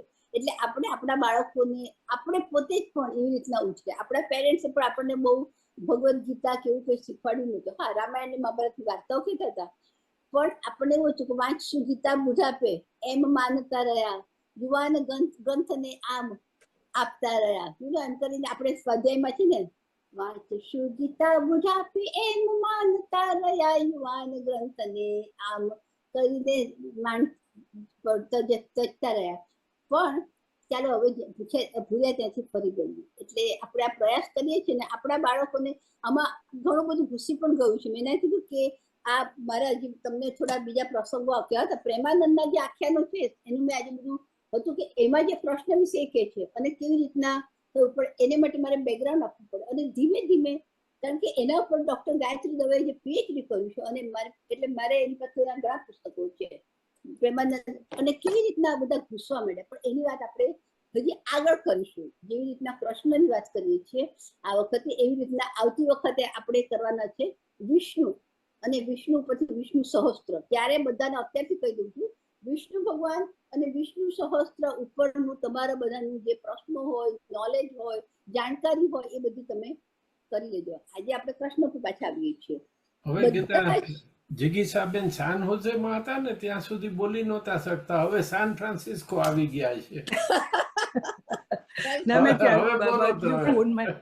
ખરેખર બહુ સુંદર બધી વાતો સાંભળવાની મજા આવી. ઇઝ રિયલી કૃષ્ણ એટલે પ્રેમ, કૃષ્ણ એટલે પ્રેમ, એમ યુ ફીલ ધેટ. સરસ, થેન્ક યુ રણબેન, જિગીસાબેન અને પછી વસુબેન શેઠ. નમસ્કાર મધુસૂદનભાઈ, કલ્પનાબેન, નમસ્કાર. તમને સાંભળવાની મજા આવી બહુ જ. મારો એ સવાલ છે મધુસૂદનભાઈ કે ગીતામાં કૃષ્ણને પામવા માટેના 3 રસ્તા બતાવ્યા છે, કર્મયોગ, જ્ઞાન યોગ અને ભક્તિ યોગ. તો હેલો, તો તમારા મતે કયો માર્ગે પરમને પામવા માટે, કૃષ્ણને પામવા માટેનો તમારા મતે કયો માર્ગ છે? હા બેન, સરસ પ્રશ્ન છે તમારો. સંભળાય છે ને તમને? મારો અવાજ આવે છે? મેં મારી જિંદગીમાં જે પોતે સ્વયં અનુભૂતિ કરી છે આપને કહું છું. તમે માત્ર ધર્મ કરો છો એ બી નકામું છે, કર્મ કરો છો માત્ર એ બી નકામું છે, પણ એને સંયુક્ત રીતે તમે કરો. આપણા ત્યાં એવું કહેવાય છે મોટા ભાગે, જાણે કંઈક સરસ વાત કરી છે ગીતાબેન, કે આ દુનિયામાં 2 પ્રકારના માણસો છે. મેં તમને આગળ બી કીધું હતું કે એક વ્યક્તિઓ પૈસા કમાઈ સ્વર્ગ સુખ લે છે અને બીજા લોકો બરાબર. તો એમાં બેલેન્સિંગ કરવું ઘરનું. હું માત્ર પૈસા પાછળ પડી જઉં છું, બરાબર છે, કે માત્ર કર્મ એ રહે અને માત્ર ભક્તિ પાછળ પડી જવું, 2 નકામું છે. પણ તમે બેલેન્સ કરો છો કે ભાઈ તમે તમારા બાળકોને સંસ્કારી બનાવો, તમારા પત્ની છે એમને સારામાં સારું એને જ્ઞાન આપે ઘરમાં, અને તમે જે પૈસો છે એને સંતુષ્ટ થશો અને એનો કેટલાક ભાગ સારા કામો ઉપયોગ કરો છો. એ વસ્તુ મારા જીવનમાં મેં એક વસ્તુ મેં શીખી કે હું પહેલા માત્ર માળાઓ બહુ કરતો, મોર્નિંગમાં ઉઠીને બહુ માળાઓ કરી, ભક્તિ કરું, આ કરું. પણ એનાથી પરિસ્થિતિ નિર્માણ થતું હતું કે મારા ઘરમાં મારા વાઈફને ઘણી બધી તકલીફો પડતી હતી, બરાબર. જો એટલે એને કશી નહીં, એનો લોડ પડતો હતો ઘરનો. અત્યારે તમને નહીં લાગશે કે આપણે નવી લાગશે કે સવારે ઉઠીને બધાની ચા બનાવી, શાક સમારી આપ્યું, બધું હું કામ કરું છું, પણ એ કામ કરતા કરતા મારી સ્તુતિઓ બોલું છું. એટલે કર્મ બી થાય છે અને ધર્મ બી થાય છે. સ્તુતિ બોલવાનો ફાયદો એ છે કે એ મારું જે સ્તુતિઓ છે એ જે ફૂડની અંદર ભળે છે, જે મારા બાળકોની અંદર જે ઘરમાં એક શાંતિનું વાતાવરણ થાય છે, મારી વાઈફને મદદ થાય છે. હું માત્ર માળાઓ કરું ને મારી વાઈફને મદદ નથી કરતો, એનો લોડ વધી જાય છે. તો એની સાથે સાથે ધર્મ બી, હવે ધર્મ જો એને મદદ કરું તો મારો ધર્મ જતો રહે છે, તો બેને મિક્સ કરી નાખ્યું. એટલે શાકભાજી કરતા કાપતા કાપતા ભગવાનની સ્તુતિઓ કરો, હનુમાન ચાલીસા બોલો, તમારે જે બોલવો બોલો, પણ એ બી થાય છે કામ અને બીજાને મદદ પણ થાય છે, બરાબર. તો આ ધર્મ અને કર્મની જે 2 શક્તિ. હવે જ્ઞાનની વસ્તુ છે, એ જ્ઞાન તમે ગમે એટલું હોય તમે તમારા જીવનમાં એને ઉતારતા નથી, વાણી વર્તન વિચારમાં ઇમ્પ્લિમેન્ટેશન નથી થતું, તો નકામું છે. માત્ર બોલું. તમે જુઓ, મારે કોઈની ટીકા ટિપ્પણી નથી કરતો, ભારતની અંદર કેટલા બધા સાધુઓ છે, કેટલા બધા સંતો છે, આમ છતાં પણ લોકોમાં જે માનસિક પરિવર્તનો નથી આવતા એમની વ્યક્તિત્વમાં, પ્રામાણિકતા. એનું મુખ્ય કારણ એ છે કે જે લોકો બોલે છે એનું પોતે અનુકરણ નથી કરતા. એટલે ધર્મ કર્મ સાથે લાવો અને જ્ઞાન એટલે એ જ્ઞાન છે કે તમારે એક વસ્તુ સતત મગજમાં રાખવી પડે કે જીવનનો અંતિમ લક્ષ્ય એ મૃત્યુ છે. જો તમારા મૃત્યુને તમે સતત તમારી સામે રાખશો ને તો તમારાથી કોઈ ખોટું કામ નહીં થાય. આ એક જે વસ્તુ છે, આ જ્ઞાન આપણામાં અંદર હોવું જોઈએ. માત્ર બીજું જે જેને જ્ઞાન કહીએ છીએ એ જ્ઞાન એટલે આ છે કે મારા જીવનનું અંતિમ લક્ષ્ય મૃત્યુ છે અને એ મૃત્યુ જો જીવનમાં મારે થવા, તો મારે કોઈનું જીવનમાં ખોટું નહીં કરવું જોઈએ. કર્મ એટલે બીજાને બધું લોકોને મદદ કરવી, અને એ કરતા કરતા તમે જુઓ તુકારામને બેને કીધું, આપણે ગીતાને સરસ વાત કરી કે ભાઈ નરસિંહ મહેતાએ કોઈ ભક્તિ માળા નથી કરી, માત્ર પ્રેમ. તો પ્રેમ મતલબ કે એ જ્યાં જતા એ સતત મોઢામાં એમનું નામ હોય અને બીજા લોકોને મદદ કરવી, બસ, બીજું કોઈ માટે. તો ધર્મ કર્મ જ્ઞાન આનું સંયુક્ત ઉદાહરણ આ હોઈ શકે મારી દ્રષ્ટિએ. Thank you. સરસ, ખૂબ સરસ. વિશાબેને કબીર ઉપર બહુ સરસ રિસર્ચ કર્યા છે. અને કિશોરભાઈને કઈક પ્રશ્ન છે. કિશોરભાઈ, પહેલા તમારો પ્રશ્ન તો અનમ્યુટ કરવા પડશે પહેલા એમને. અનમ્યુટ કરો. કેન યુ હિયર મી નાઉ? તરત જ સુભાષ તમારું નામ આવ્યું એટલે હું અડકું એ પહેલા તમને ઓકે. આપણે જે કૃષ્ણ ભગવાનને 16,008 રાણીઓ હતી, એ સ્વાભાવિક રીતે બધાને મનમાં ક્વેશ્ચન થાય, ખાસ કરીને બાળકોને અને ઇવન મોટાને, કે આમ કેમ, that's very hard to believe. However, I was very fortunate in last 18 months that I attended about four Bhagavad Katha from 4 different Kathakaro, renowned Kathakaro, Indiana. અને એમાંથી એક કથાકારે આ વર્ષે એને એડ્રેસ કરેલું કે આ 16,008 ની પાછળ શું અર્થ છે, how it came about. અને એણે એમ કીધું કે મહાભારતનું યુદ્ધ થયું એમાં ઘણા સોલ્જરો મરી ગયા હતા અને એ જ્યારે પાછા આવ્યા ત્યારે એની વિધવાઓ જે હતી એ પાછા મરી ગયા હતા એટલે પાછા આવી ન શકે, એટલે 16,000 જેટલી વિધવાઓ હતી અને એ જમાનામાં વિધવા વિવાહ નહોતા એટલે એને સમાજ સ્વીકારતો નહોતો. એટલે એકચ્યુઅલી કૃષ્ણ ભગવાન decided that he will marry them and accept it. So the Samaj will accept them. So he was the first one to start, the concept of Vidva Vivaha. This is what I had heard in one of the kathas this year. So I just wanted to clarify. અચ્છા, હું એક વાત બહુ સરસ તમે કીધું, બિલકુલ perfect વાત છે. અને આ જ વસ્તુ હતી, એ સ્ત્રીઓ જ્યારે રાક્ષસોમાંથી આપણે છોડાય ત્યારે સ્ત્રીઓ કીધું કે હવે સમાજ સ્વીકારવાનો નથી, અમે ક્યાં જઈશું, કારણ કે રાક્ષસના ત્યારે લોકો અમારા પર વહેમ કરવાના છે કે ત્યાં કેવી રીતે વ્યસ્ત રહી શકીએ છે, એટલે સમાજ અમને કદી સ્વીકારવાનો નથી. એ ભગવાન કૃષ્ણ એમને સ્વીકાર્યા. હવે ભગવાન કૃષ્ણ કોઈની બી સાથે જેને કહે ને એ પોતે વ્યક્તિગત રીતે કહે ને એ મનથી બધા સાથે જોડાતા. તમને એક સરસ દાખલો યાદ આપું કે જયારે ભગવાન કૃષ્ણ ત્યાં દુર્વાસા મુનિ છે એ પોતે મહેમાન તરીકે આવ્યા. દુર્વાસા બહુ ક્રોધી હતા, બરાબર. તો એ દુર્વાસા યમુના નદીની પેલું બાજુ આશ્રમમાં જગ્યામાં રહેતા હતા, કૃષ્ણ આ બાજુ મહેલમાં રહેતા હતા. તો ગોપીઓ દુર્વાસાને જમવાનું આપવા ગયા, તો એટલા બધા મોટા તપેલાઓ ભરીને એમને આપવા ગયા ત્યાં. ભાઈ ભગવાને કૃષ્ણને કીધું કે અમારે એ બાજુ જવું છે, વચ્ચે યમુના નદી આવશે, અમે પેલી બાજુ જવું કેવી રીતે આવું ખાવાનું આપવા માટે? તો ભગવાન કૃષ્ણ કહે છે કે યમુનાને કહેજો કે કૃષ્ણ સદા બ્રહ્મચારી હોય તો અમને રસ્તો આપો. તો ત્યાં જાય છે અને એ કહે છે કે જો કૃષ્ણ સદા બ્રહ્મચારી હોય તો મને રસ્તો આપો, તો રસ્તો પડી જાય છે એમને અને એ જતી રહે છે પેલું બાજુ. દુર્વાસાને ખવડાવે, દુર્વાસા એટલું બધું ખાઈ જાય છે ને, એટલું બધું ખાય છે, પછી પાછા રિટર્નમાં યમુના નદી આવે છે. એટલે એ દુર્વાસાને કહે છે કે આપણે રસ્તો કઈ રીતે મળશે યમુનાનો અંદર, અમારે કઈ રીતે જઈ શકતું? તો કે દુર્વાસા સદા અપવાસી હોય તો અમને રસ્તો આપજો, એમ કહેજો તો કે તમને રસ્તો મળી જશે. તો ગોપીઓ પાછી આવી તો કે દુર્વાસા સદા અપવાસી હોય તો અમને રસ્તો આપો, તો યમુના નદી રસ્તો આપે છે. આ ભગવાન કૃષ્ણ પાસે પહોંચે કે પ્રભુ તમે બ્રહ્મચારી કઈ રીતે, પેલા સદા અપવા આટલું બધું ખાઈ કે સદા અપવાસી કઈ રીતે? તો ભગવાન પાસે સરસ વસ્તુ કહી દીધી કે દુર્વાસા એ ખાવા માટે નથી જીવવા માટે ખાય છે. એમનો ખોરાક કેટલો નેચરલ ખોરાક, પણ એમાં એનો કોઈ ટેસ્ટ નથી, તમે જે આપ્યું એ ખાઈ જાતે, એટલે એ સદા અપવાસી કહેવાય. અને મારે જે પણ બહેનો કે સ્ત્રીઓ સાથે છે સંબંધ છે એ મનના સંબંધ, ક્યાંય હું એમની સાથે શારીરિક રીતે સંકળાયેલો અને આના લીધે હું બ્રહ્મચારી. તમે બધા જોડે સંબંધ રાખો, સારા રાખો, જ્યાં નિર્લેપતા છે, જ્યાં કઈ વસ્તુ નથી, એ તમામ લોકો બ્રહ્મચારી કહેવાય છે, બરાબર. એવો રામચંદ્ર ભગવાન તો બ્રહ્મચારીની સરસ વ્યાખ્યા આપી છે કે જે પુરુષ પોતાની પત્ની સિવાય બીજી કોઈ સ્ત્રીને જોતો નથી ને એ બી બ્રહ્મચારી છે. આપણે ખબર હોય તો હનુમાનજી જયારે ભગવાનનું કામ કરવા તૈયાર નતા થયા કે ભાઈ એમને સુગ્રીવને કહી દીધું હતું કે આ સંસારના કામમાં મને બ્રહ્મચારીને કેમ પાડો છો તમે? ભગવાન આમને ખબર પડી કે હનુમાનજી આમાં પોતે જેને કે એમની રિલક્ટન્સ બતાવે છે, બરાબર, કે મારી ઈચ્છા નથી એ બતાવે છે. તો હનુમાનજીને કહે છે કે હનુમાનજી, જે પુરુષ પોતાની પત્નીને વફાદાર રહે છે ને માત્ર, અને બીજી કોઈ સ્ત્રી સામે જોતો નથી ને, એ બ્રહ્મચારી જ કહેવાય. એમ કૃષ્ણ ભગવાન બી માત્ર એમના જીવનમાં જે એક જ પત્ની હતા એમને હંમેશા વફાદાર રહ્યા છે અને એના લીધે એ બી સદા બ્રહ્મચારી હતા. આ મેં જે સાંભળ્યું છે મેં કીધું. પણ મને એક સવાલ છે કે મારા દીકરાનું ગ્રેન્ડસન ને વાર્તા કહેતી હતી, તો જયારે 7 પટરાણીની વાત આવી કે ભાઈ જાંબુવતી ને એ રાધાને આટલો બધો પ્રેમ કરતા હતા અને પછી એમને લગ્ન રૂકમણી સાથે કર્યા ને 7 પટરાણી હતી, તો એ અંગે તમારું શું કહેવું છે? જેમ રામનું તો એમ કે ભાઈ એક પત્ની વ્રત, તો કૃષ્ણને કેમ 7 પટરાણી?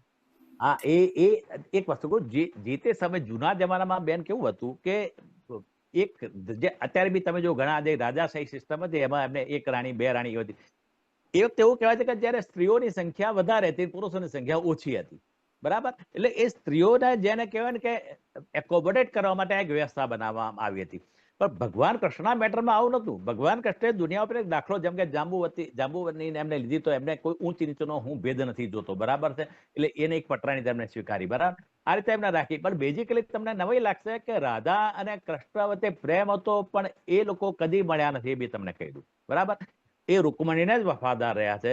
બીજી સ્ત્રીઓ છે એમના ત્યાં એક જેને કે સામાજિક વ્યવસ્થાના સંતુલન માટે એમની સાથે રહેલી છે. આ એક હકીકત છે. અને સપોઝ એ જમાનામાં કેવું હતું કે સ્ત્રીઓની ઉપર એક પુરુષનું હોવું જરૂરી હતું, કારણ કે એમના રક્ષણ માટે.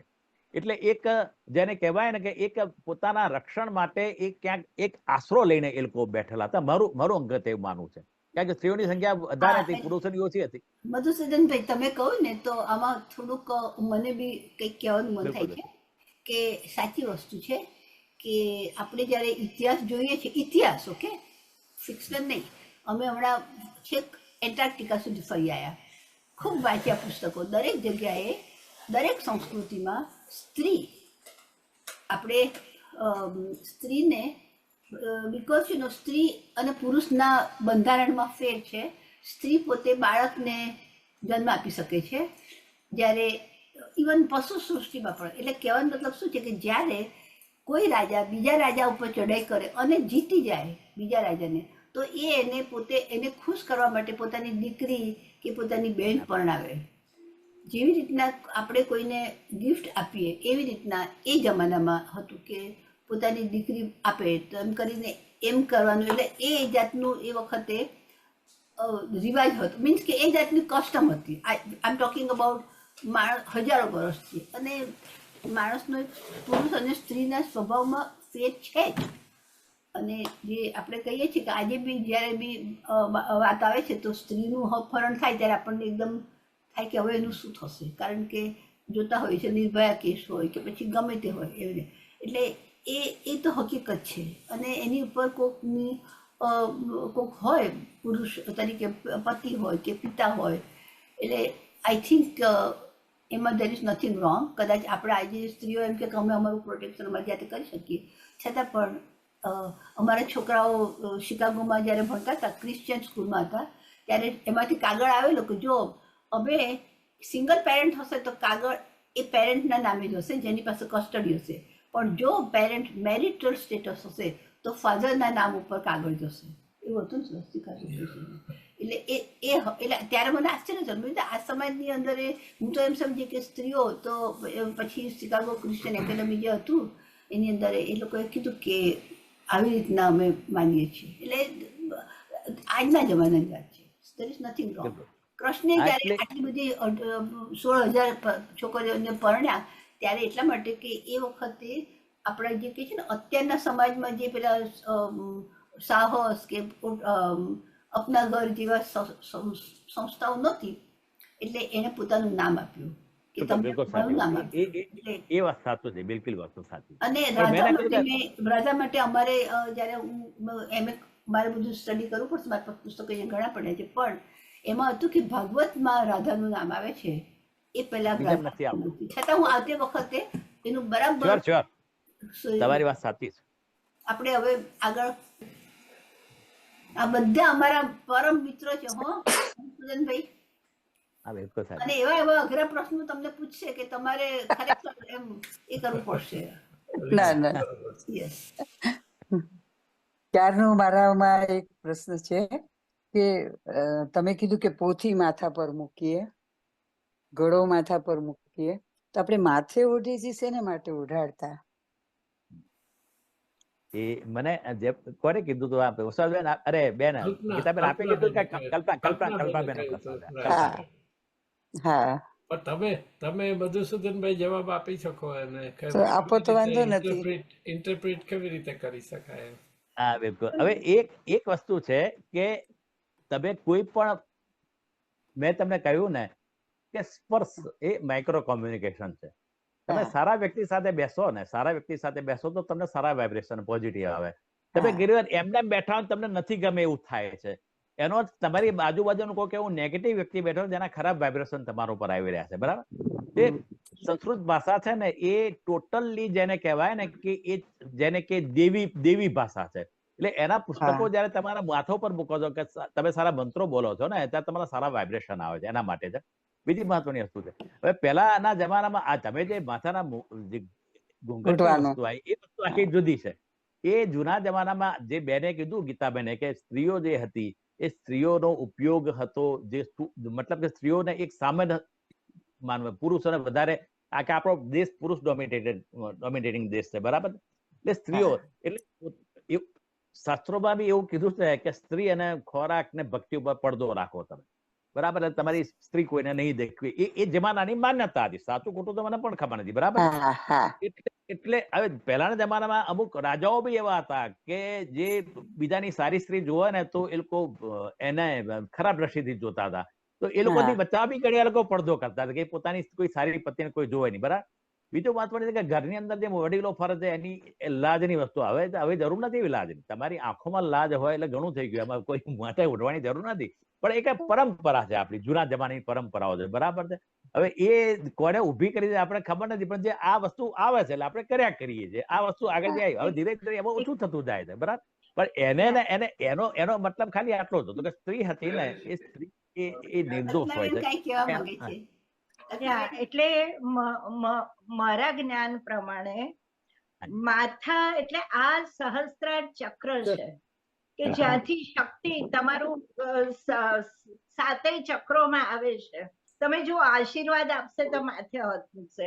ગુરુદ્વારામાં બી માથા પર કપડું નો રિવાજ હોય છે.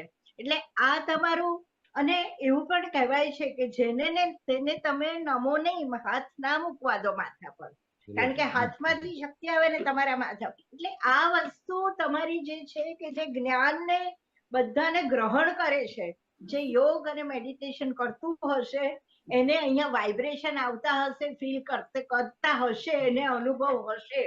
અને માટે ઓકે જે પણ ગણો એ આ જ ભાગમાં છે. એટલે જ આ પોથી, ગરબો, આ કૃષ્ણનું આખું જે સૂચક છે કે ટોપલામાં તેજ લઈને ચાલો, પાણીમાં રસ્તો આપોઆપ થશે. આ છે જ્ઞાન. કલ્પનાબેન, બીજી વસ્તુ છે, તમે કહો ને બરાબર છે. અને એક બીજી વસ્તુ એ પણ છે કે આપણે અહીંયા અમેરિકામાં રહીએ છીએ, તમે જો જૂના ફિલ્મ જુઓ કે પછી તમે હમણાં અમે લોકો ટ્રાય કરતા હતા યુરોપની જૂની ફિલ્મ, તો એમાં પણ સ્ત્રીઓએ માથે હેટ પહેર્યું હશે, ડેકોરેટિવ લાઈક હેટ હશે. ક્વીન એલિઝાબેથનું તમે જુઓ, એટલે માથાનું તમે ગૌરવ કરો છો. અને એ હું માનું છું કે મનુષ્યનું ઇન્સ્ટિંક્ટ છે, જેમ આપણે હસીએ છીએ, જેમ બોલીએ છીએ, કારણ કે એટલા માટે કે તમે જો શાકુંતલનું મને યાદ છે કે ગેટે નામનો એક બહુ જ જાણીતો પોતે હતો કે જેણે શાકુંતલનો અભ્યાસ કર્યો અને એટલો ખુશ થઈ ગયો, અભિનવ માથે મૂકીને એ નાચ્યો છે.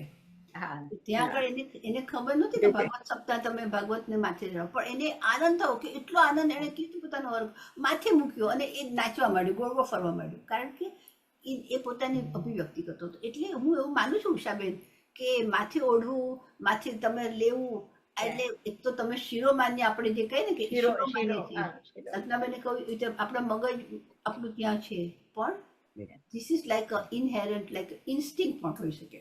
એનો મારે એક વાત કેવી છે તમને. ઘણી બધી જ્ઞાતિમાં હોય છે માથે ઓઢવાનો રિવાજ, અને એને એમ કહેવાય કે લાજ કાઢવાની એમ. અને હું તો ગાંધીજીના વાતાવરણમાં ઘરથી માંડીને મારા ભણતર સુધી અમે એવી રીતે ઉછરેલા કે માથે ઓઢવાનું એટલે એક જાણે હવે આપણે સુધરી ગયા છે એટલે માથે ના ઓઢાય. પણ મારા મમ્મીએ મને કહ્યું કે બેટા સાસરે જાય ને તો થોડું માથે ઓઢવાનું. પણ મારા હસબન્ડ મારી સાથે સંમત હતા ને માથે ઓઢવાનું થયું નહીં. પણ કાકાજીના ઘરે હું ગઈ અને એમણે કીધું કે તારે લાજ કાઢવાની છે, કેમ કે એક મહારાજ આવ્યા છે. ત્યારે મેં એમને શબ્દ વાપર્યો હતો કે લાજ કાઢવાની ના હોય, લાજ રાખવાની.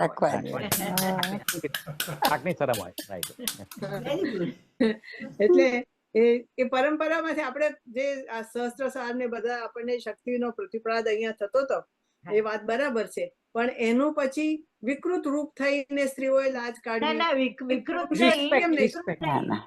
નહીં, પણ બીજો અર્થ આ પણ હતો. પુરુષો કેમ લાજ એક ઓઝલ પડદો કે લાજ કાઢવાની વાત કરું છું, માથે ઓઢવાની વાત નથી કરતી. માથે લાજ લાજ એકદમ એટલે લાજ આમાં નહીં, આમાં લાજ નહીં.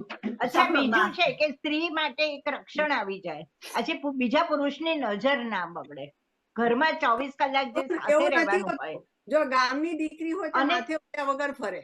હા દીકરી પણ કારણ કે દીકરી માથે માટે ઓઢ્યા વગર સ્ત્રી ફરે. માટે વિચાર નહીં આવે. બહુ હોય તો માથે ઓઢવું પડે. બાપ દીકરી સાથે બેસે દીકરી માટે વિચાર ના આવે, પણ બહુ સ્ત્રી બીજી સ્ત્રીની વાત છે. એટલે અને આમાં આપણા મધુસૂદનભાઈ એક શ્લોક કંઈક બોલે છે ને 2 પંક્તિ કે સ્ત્રીને આવરણ, એ એટલા માટે સાંભળો કે છે ને આપણે આ પહેલા આ જે મધ્યકાલીન યુગ જે છે આપણા હેમચંદ્રાચાર્યથી માંડીને, તો એની અંદર તમે જો તે વખતે હતું નહીં. 10મી સદી, 11મી સદી, 12મી સદી સુધી માથે ઓઢવાનો રિવાજ નહોતો. પરંતુ 13મી સદીથી મુસલમાનો જયારે આવ્યા ત્યારે શું કે તમે માથે એટલા માટે ઓઢો કે પેલું, નહીં તો પેલી મોરબીની રાણી વાણિયાને આગળ મચ્છું પાણી જાય ને પેલો જોવે ને એને એકદમ એના નજર બગડે. એટલે તમે આવરણ રાખો. આપણા કોઈ પણ ફોટામાં કોઈ દેવીઓ એ માથે નથી ઓઢ્યું. તમે પાર્વતી હોય કે તમે લક્ષ્મી, કોઈ માથે એમની પાસે શસ્ત્રો હતા ને એટલે માથે શું ઓઢે? જરૂરત ના પડે. શસ્ત્ર નથી. એમને બધા શસ્ત્ર લઈને બધી માતાઓ બેઠી શસ્ત્રો લઈને શસ્ત્રો બધા રાખે છે. એટલે વેરી વેરી જરૂરી નાઇસ. હવે હવે સમય બહુ નથી, પણ આપણે બનરભાઈ પાસે કંઈક સાંભળીએ. બનરભાઈ, તમે કંઈક કહો. આજે આપણે સાંભળ્યું એના વિશે, અને આપણે આજે ચર્ચા કરી બનરભાઈ એના વિશે કહો કે ભવિષ્યમાં આપણા જે શાસ્ત્રોની ચર્ચા થાય છે ને, એમાં જૈન શાસ્ત્રોને બી લઈ આવી અને એક એપિસોડ એ બી બનાવીશું. તો સરસ. કંઈક કહો મનોહરભાઈ. ભટ્ટ સાહેબ, એમાં એવું છે કે જૈન શાસ્ત્રો વિશે બોલાવવો હોય તો અમારા પંડિતને બોલાવવા પડે, કે એમની પાસે જ્ઞાન હોય. અમારી પાસે જ્ઞાન હોય એ ઉપર છલું હોય, એ તમને સમજાવી અને શીખવાડી ના શકીએ. એટલે તો આપણે રિસર્ચ કરીને એવું કોઈને, મેં કહ્યું ને કંદાર છે, આપણે ગોઠવીશું એમનું. હવે ટાઈમ નથી તો બધાને જેને કેવું હોય એને ઝડપથી, કારણ કે વી હેવ ટુ ગો સમવેર. હમણાં અમારા દેરાસરમાં આવેલા ને એ ભાઈ, હમણાં રિસન્ટ આપણે સાંભળેલું મનહરભાઈ. હાજી. હા, એમને બોલાવીને, એ ત્યાંના જ છે, સુરતના. હા, એટલે એમને આવી રીતે મુંબઈના. અચ્છા, હવે જેમને કંઈ પણ કેવું હોય, કારણ કે આપણે બહુ સમય નથી, તો પોતાની જાતે અનમ્યુટ કરી શકે એવું મેં સેટ કર્યું છે. If anybody has any, 5 minute છે. 5 મિનિટ આપણે આપી, જે લોકોને બોલવું હોય. નીલાબેન છે, જેમને બી બોલવું હોય બોલી શકે છે.